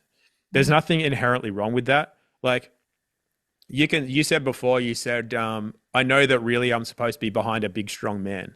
It's like, there's not that many big, strong men in society anymore. When 2020 rolled around, and I said this from the beginning, and I'm getting all these people say, let's do this, let's take that action, let's organize a rally here. Can I get you to speak here? 100% of them were women. Not one man approached me and Mm. said, you know what, let's stand up and do this. They knew I was already doing it, but not one man approached me and said, hey, let's do this together. I had plenty of like secret meetings with men and talking about stuff, but they weren't taking any action. Now, that's not all men. There were other men doing it. I'm just saying in my field of what was Mm. coming to me to ask or to suggest or to start taking action, 100% women.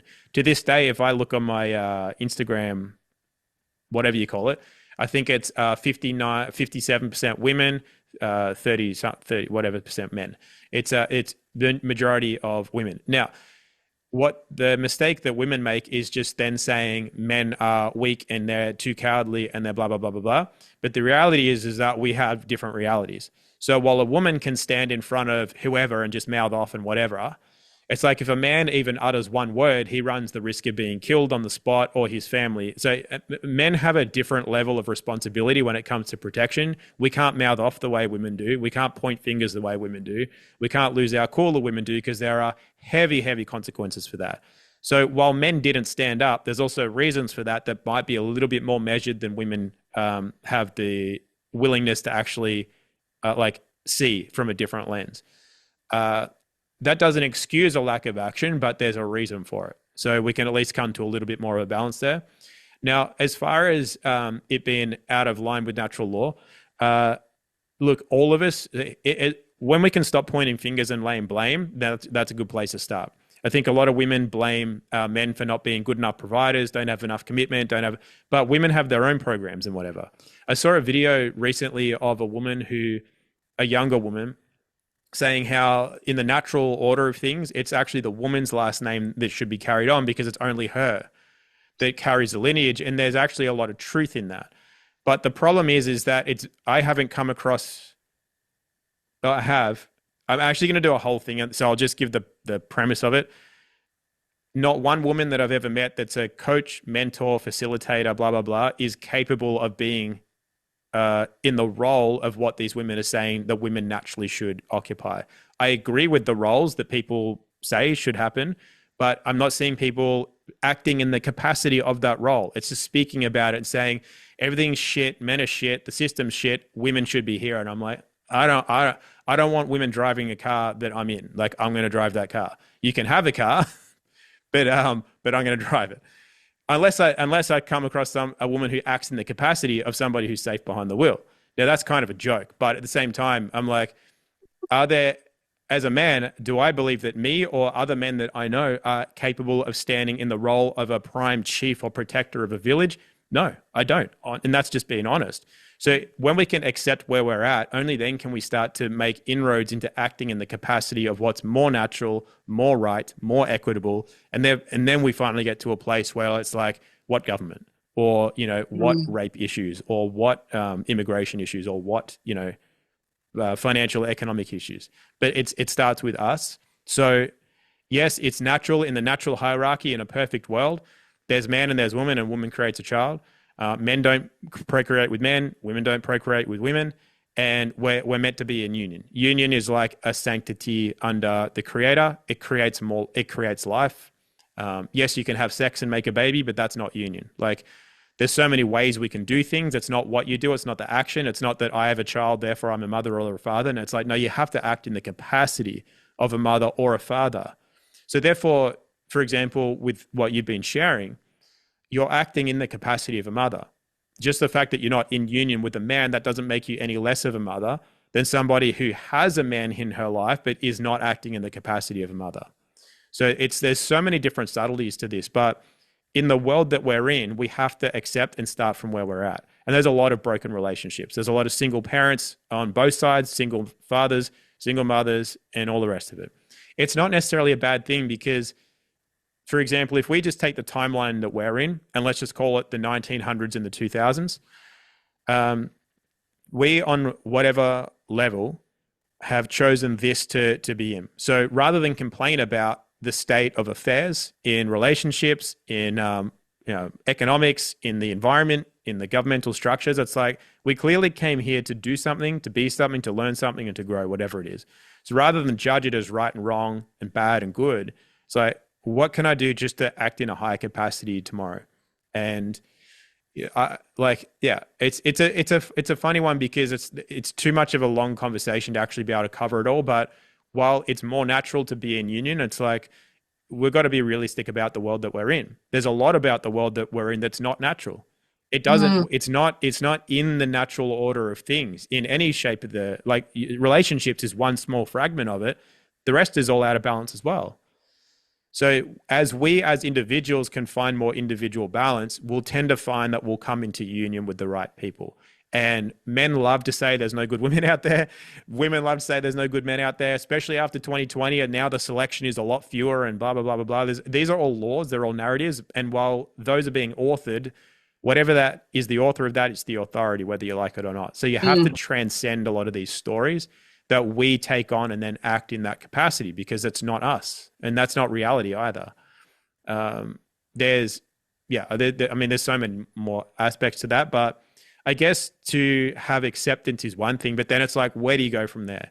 Should I start to find a man? Is that what I have to do? Is that what I should do to align with natural laws?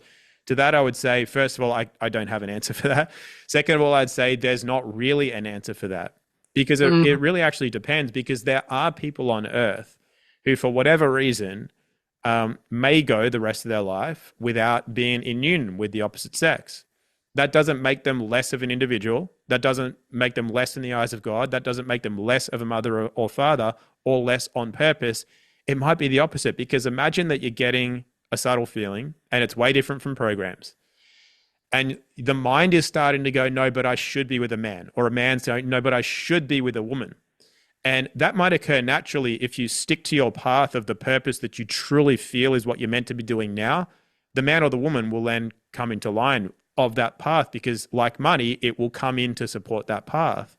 But if you're like, I think I'm doing pretty good, but I think because of natural laws or because of this or because of that, I should be with a this, otherwise I'm less than or I'm doing it wrong, then you're off path to do the right thing, but it's not the path, you know what I mean? So it'll probably be the wrong relationship. It'll go sour, something bad will happen or Mm. whatever. So I know that I can't really give like an answer to that whole single, not single, whatever, but I just think hopefully that gives a framework and people can be like, that's the whole thing of inner authority. You're like, Uh, take a bit of this, take a bit of that, find it within, and then that's the right answer for people.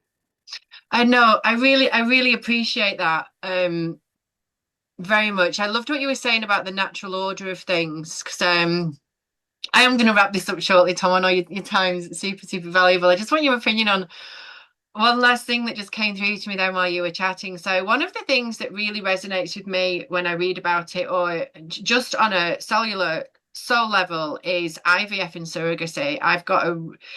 It gives me the ick. And whenever I speak out about it, I'm always accused of, how can I have an opinion when I have conceived and birthed naturally? And I do get that. I never want to speak on anybody else's struggle. I can't even begin to imagine what the struggle is like for a woman who is unable to conceive. But when you were, what I loved what you were saying about the natural order of things, because I was calling it a violation of law, and it's not that at all. It's just out of the natural order of things. And like, what are your thoughts on? Because I think it's basically I don't think transhumanism is something that we're marching towards. I think it's here now. It's bots talking to bots, and clones. You've sent me down a real rabbit hole with clones recently, by the way. That was like one of your live shows. Like, what? Oh shit! Another one's go down. But yeah, that blew my mind a little bit. But I've got the real ick about it, and I can't really articulate why I've got the ick about it. And I don't like to, because my understanding of the laws at the most basic level is that God's laws are the light that make the order out of chaos. I think that a sperm and an egg, just sperm swimming around like this, egg just that's chaotic, and then it's the law, it's the light. Sorry, that got inserted on the first day. I believe that is that law. It's that. I liken it to, when you see sand or salt on a sound plate and they start to form can't speak. The Geometric. cymatics. No, I was calling it geriatric, the geometric shape. That to me is that order of law, that order of light. That's what turns a sperm and an egg into a 70 trillion cell, like beautiful, beautiful baby. And that has been authored by God. That's the initial contract. That's the authorship of God that's moving that, because like not all sex makes a baby, right? Not all that's authored by God for the fertilization to occur. Is it authored by God if it's in a petri dish, which is arguably yes, because arguably everything is. But I know that I've read this study that like kids that are born of IVF and now they need fertility treatment because one of the side effects of being I can't remember what it stands for, intro vitro fertilized, whatever it is, human, is that your reproductive capabilities are lacking. And that to me reads as something that's like trying to play out of, a photocopy of a photocopy, a robot of a robot of a robot of a robot. But then that's not me. I'm not saying for one moment that an IVF child isn't a child of God, but I am debating whether they were authored by God. Can I have your thoughts on that? Yeah, I understand exactly what you're Like saying, that coming out of and the natural order of things was what's got me yeah, on. yeah. I mean, short answer is I agree with what you're saying. It's and it's only like who am I to say like what God is or isn't? I would believe I'll say that yeah, everything in this realm is God, even when it's quote unquote Satan, evil, devil, whatever. Traditionally speaking, there is an overlay. There is the realm that God made. The devil managed to figure out how to mimic that because it wanted to be the God, and so it's an egoic like mimic that we live in, which is the simulation. Rudolf Steiner would call it like the eighth sphere. It's an overlay, and so yeah, I mean, some people argue that we won't talk about this, but I'll just for point of reference that people might want to. Some people argue that this is like literally a soul trap. It's a farm, and that any procreation is just feeding into the loosh farm and whatever. So even your beautiful little baby is food for the loosh farm. That's something people can explore on their own. I don't believe that's true, but there's an element of it that can be true. So there's for IVF. What I'll say is that I don't want anyone to feel judged if they've done it, or somebody's an IVF baby and they start to go, "What? I'm not made by God. I'm like a half caste or whatever." It's like it's not true. Like the spark of life won't create something that can't sustain life at the end of the Yeah. day. Now the problem with that though, like love is love. If I had I know people who've had IVF, which is in vitro Same. fertilization. They love their kids and the kids love them. Like love Mm, is love. It's not mm, really conditional. So like, but we're just so that out of the way. If we're talking about what's natural order without judgment about people and less than equal to whatever, I don't believe it's natural. And one of the massive agendas that are in play at the moment is the downregulation of fertility in human beings. mm. It's speculated that in the next 20 years or so, the actual fertility rate will be down to almost zero. But that's not because that's what's actually going to happen. That's because people are acting in the capacity of infertile people. People carry phones on them 24/7. They stick them in their pants, in their bra. I mean, as in men stick them in their pants, so do women. Women stick them in their bras. You put laptops and iPads on your lap. You have Wi-Fi on all the time. You sit in electric cars. You don't exercise enough, eat right, drink right, look at the sun, make love in a way that's like, if you look at the way that people do that traditionally in like more evolved cultures, it's about cultivation. It's not about blowing your load and just, Yeah. I'm frustrated, so like I need to find someone to bang today or like whatever. It's about It's got nothing to procreation, isn't it? Like clues in the. exactly, yeah. 100% pornography. It's like you name it.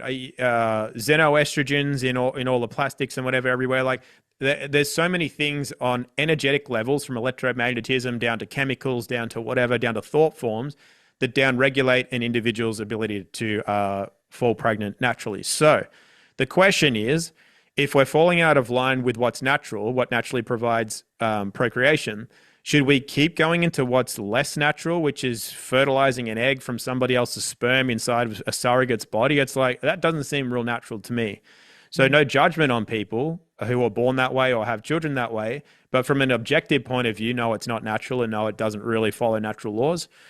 Because I know several people, like lots, that have been infertile as a couple, started to work on themselves, give it a few months, and then within a few months to a year have procreated naturally. And Oh, that's what I'm same. seeing. Yeah. Mm, That's what I'm seeing people not doing. It's like people think, oh, mm, we're so far gone. Like, how can you procreate in an environment with all this electromagnetic soup and like no nutrients in the soil? And it's like, dude, you're more than that. You don't even need mm, that, because at the end of the day, it's all electromagnetism. And the belief that that stuff means that you can't be healthy lowers your electromagnetism mm, to the point that you can't make a baby with the limited amount of energy that you have in your own magnetism. So it's, you got to focus more on that than anything else. And so, yeah, so to answer your question, it's not natural. If people have the choice, as in now moving forward, like give it a minute, like work on yourself. There are so many different ways that you can increase your fertilization and just do it naturally. That's the way that we're designed. So therefore, I would say that that's the way natural law would say that you procreate. And if you're not able to, isn't that nature sort of saying like either your body's not going to carry the pregnancy, this is the wrong guy, mm. like, have you ever wondered that? Or the wrong woman? Right. Like, the sperm has to fertilize the egg because life is actually, whether it's like, and look, I mean, you can have people then go, but what about rape? But what about when it's just two drunken people that have just met and whatever? It's like, look, I didn't create life. I just know that life begets life. And if life decreed that a baby would come of that for whatever reason, the baby came of that. But then Mm, you can see two people that have been in a marriage and, monogamous and loving and doing hard work and whatever, can't get pregnant. It's like, well, there's a reason for that. I don't know what it is, but there's definitely a reason. So you should probably look into that. Are you actually compatible biologically and spiritually? Because there might be a reason that God or life or creation is going like, guys, you're not going to have a baby. Where it doesn't matter how healthy you get, you're not going to have a baby. And this is proven so many different times, like, with women come off birth control and now that they get their scent back, they're not actually attracted to the man. And but so many it opens up too many other doors. But yeah, we I can go just down think a that, million different roads. yeah. I just think like at the end of the day, if people honestly in their heart of hearts go through IVF, it's like love is love and it's unconditional. But at the end of the day, nature is also nature. And if it gets to the point where your IVF kids can't have kids, it's like if you the way I used to just, I was like 14 when I figured this out. I was like, reality seems to have like it's like in a containment. And I realized that like you could force nature, because I was learning about temperature and how you can get to absolute zero, which is like minus 270 degrees Celsius, 270 Kelvin. So I forget the scientific terms, but it's like, that's so fucking cold. But it's like, why can't you go past that? And then I heard from a professor that you can, but for like one millionth of a second. So in my mind, I'm like, oh wait, so you can push reality outside of its bounds, but it snaps back that fast. So to me, it was kind of elastic. So if it was an elastic band, you can kind of stretch it and you can go, a dude can become a woman, or I can fertilize an egg, but you kind of pull in this elastic band. And at some point, because you're forcing nature rather than working with nature, it's going to snap back. And if anyone's ever been snapped by a taut band, it's like, it's not pleasant. Yeah. And it's like, that's just nature. It's like, if you can, but should you? You can stretch it, but should you Mhm. stretch it? It's never going to just always open up for you to just go, oh, well, this isn't natural, but science can make me do it. And that, so you can't just keep going down that path with zero consequences. So as long as you realize that there will be consequences and that might be heartbreaking at some point, then sure. Because most people, as a human being, you want what you believe you're entitled to now. That's how credit works. It's like, no, I'm worth a Louis Vuitton coat now.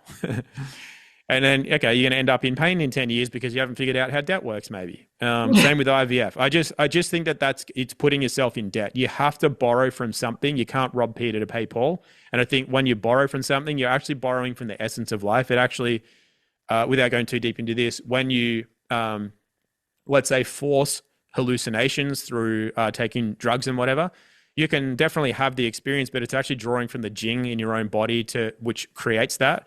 It has to, like, the plant doesn't just do it, it has to draw from your body to create that.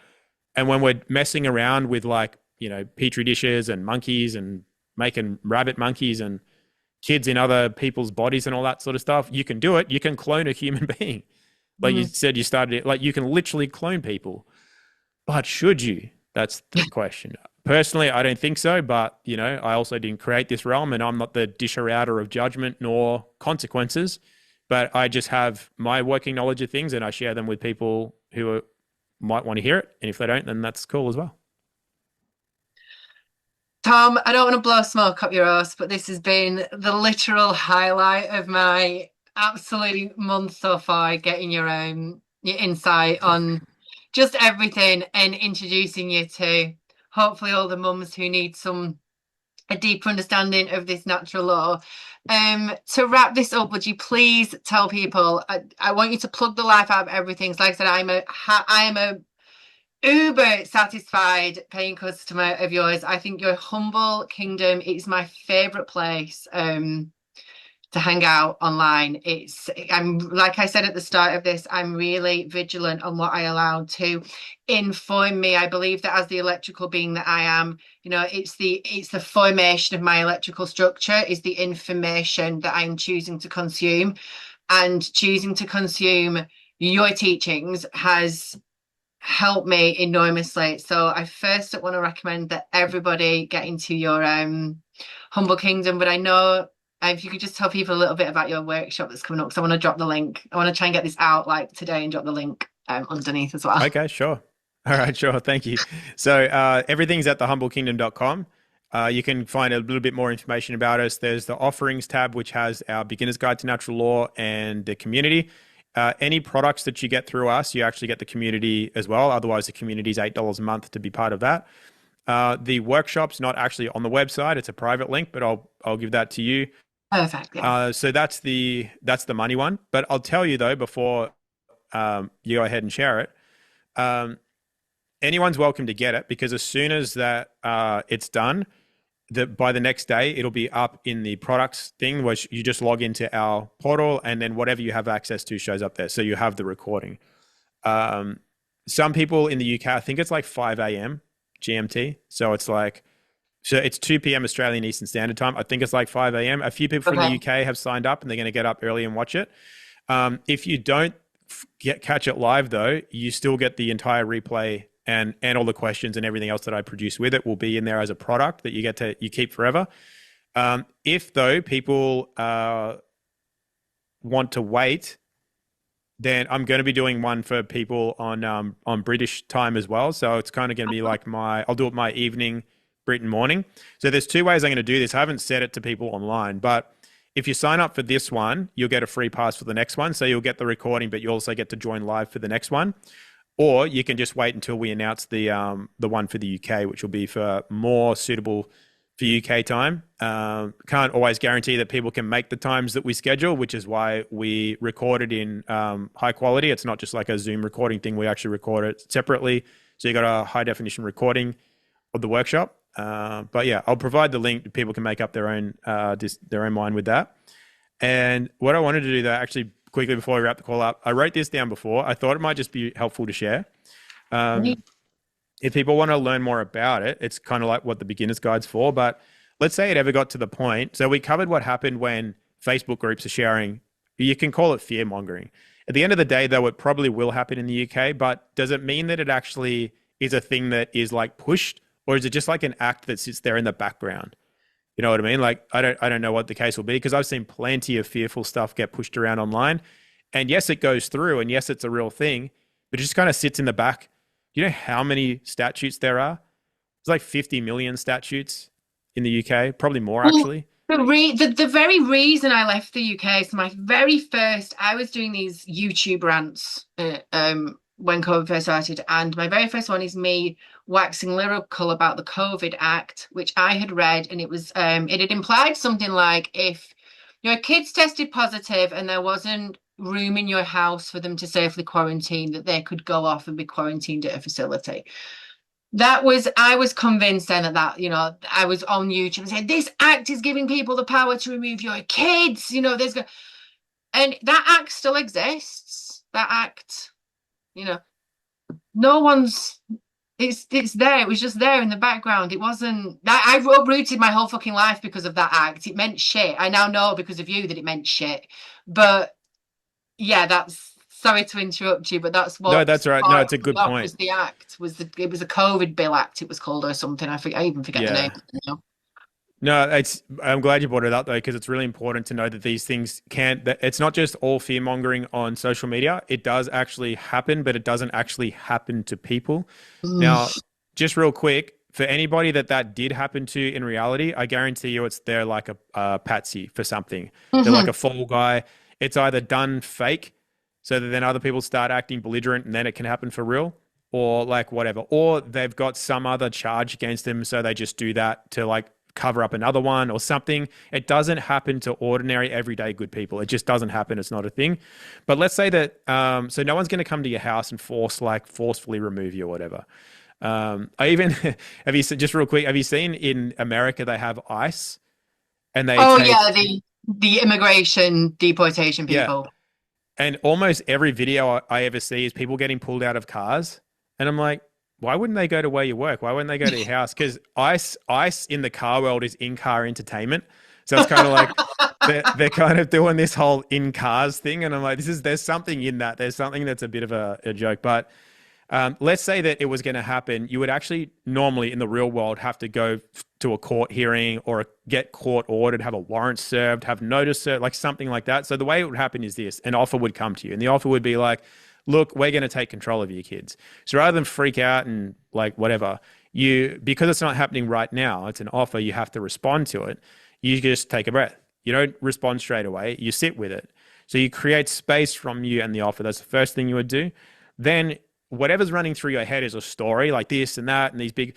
But at the end of the day, the people that write these things to you and sit in government, if you can just like get out of your own kind of delusion of yourself and imagine them for a second. And there's a few different ways you can do this. One, you can imagine them as just a nice family man or woman. It's like they go home after they've served me this, come 5 o'clock.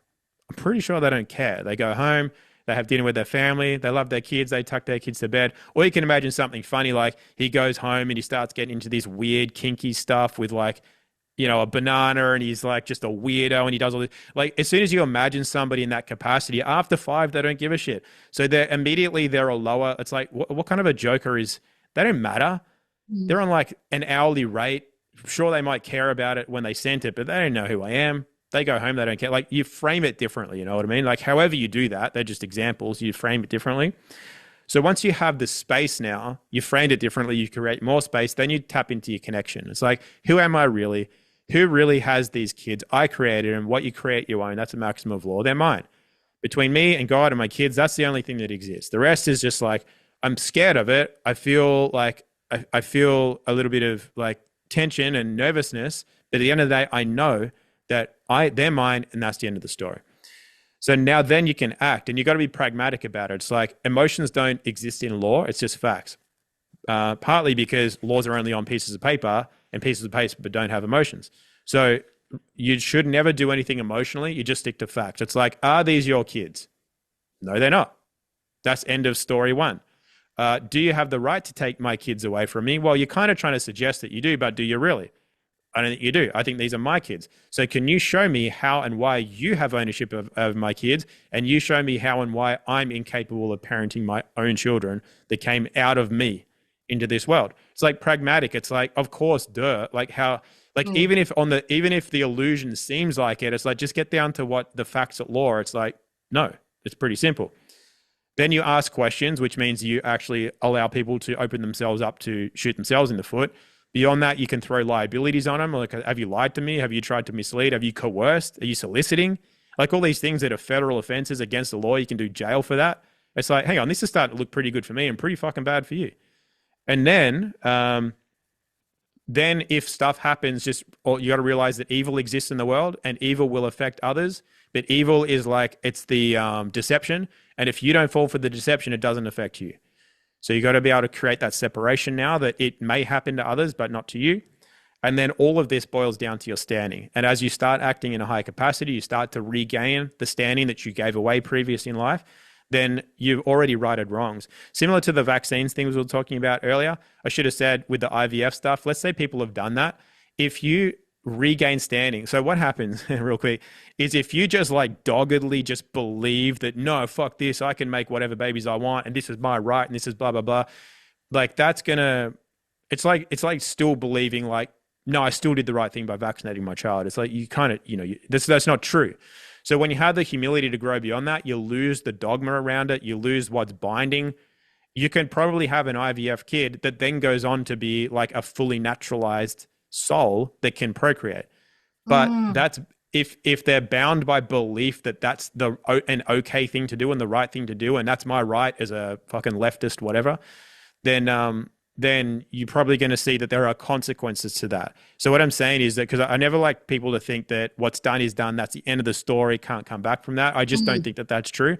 I personally believe it's like wrong, quote unquote, even though I'm not judging it. I just don't think it's natural. But I do believe that you can right the wrong Mm. by coming back into a standing in the natural way, and spirit comes back in properly because it's not blocked by weird beliefs and other shit that's there. And then that kid can probably go on and have a beautiful life, make beautiful children, but not while it's bound by the dogma and the belief that was right in the first place. We have to have the humility to go, I guess I was wrong about that. Could have, should have, would have done it naturally. I apologize. I wouldn't do it again. But now let's move forward. And I think that can that can shift a lot in this world. I love that. I love that so much. 'Cause I believe that with if you've got breath, if you've got breath in your lungs and like faith and the ability or the want to forgive and take responsibility, I believe that there's nothing that can't be undone or move you back into that holy connection where you're at one with like um God moving through you. I cannot wait to share all this insight with my audience, Tom. I'm really deeply, deeply grateful for your time today and for everything you've shared over the last 6 years. Like I said, you didn't realize it, but you were a massive, massive part of my journey. And I think that's also proof of quantum, sort of God's quantum game of chess. Because whenever I would send up like a prayer or a doubt, you were the conduit that would then deliver the message that I needed to hear, if that makes sense. And I just think it's like I can't bear that all. We're all one bollocks because I don't believe we are. I think the process is a journey of individuation, but they are all connected under in the game, right? Under God, we are all everyone's actions and intentions and words does have an impact on the greater collective. And you had a massive positive impact on mine, and now Summer does with what she shares with her light that she shares online. So massive gratitude to both of you. Thank you so much for this, my friend. Thank you, baby. I appreciate it. I had a lot of fun. It was good. Okay, amazing. Yeah, I'll clip it there, Tom. So everything now won't be on the thing. But again, just huge, massive thank you, my friend. Yeah, even my kids even know you because they're obsessed with wallabies. So I show them Summer's photo, Summer's things when she's got the wallabies in the garden. But they now like they know your voice now when they come in. So they're, oh, you're listening to the because I let them watch Bluey and Bingo. And, oh, you're listening to the guy that sounds like Bandit. So because he's the dad, these are the only male Aussie accent they know. So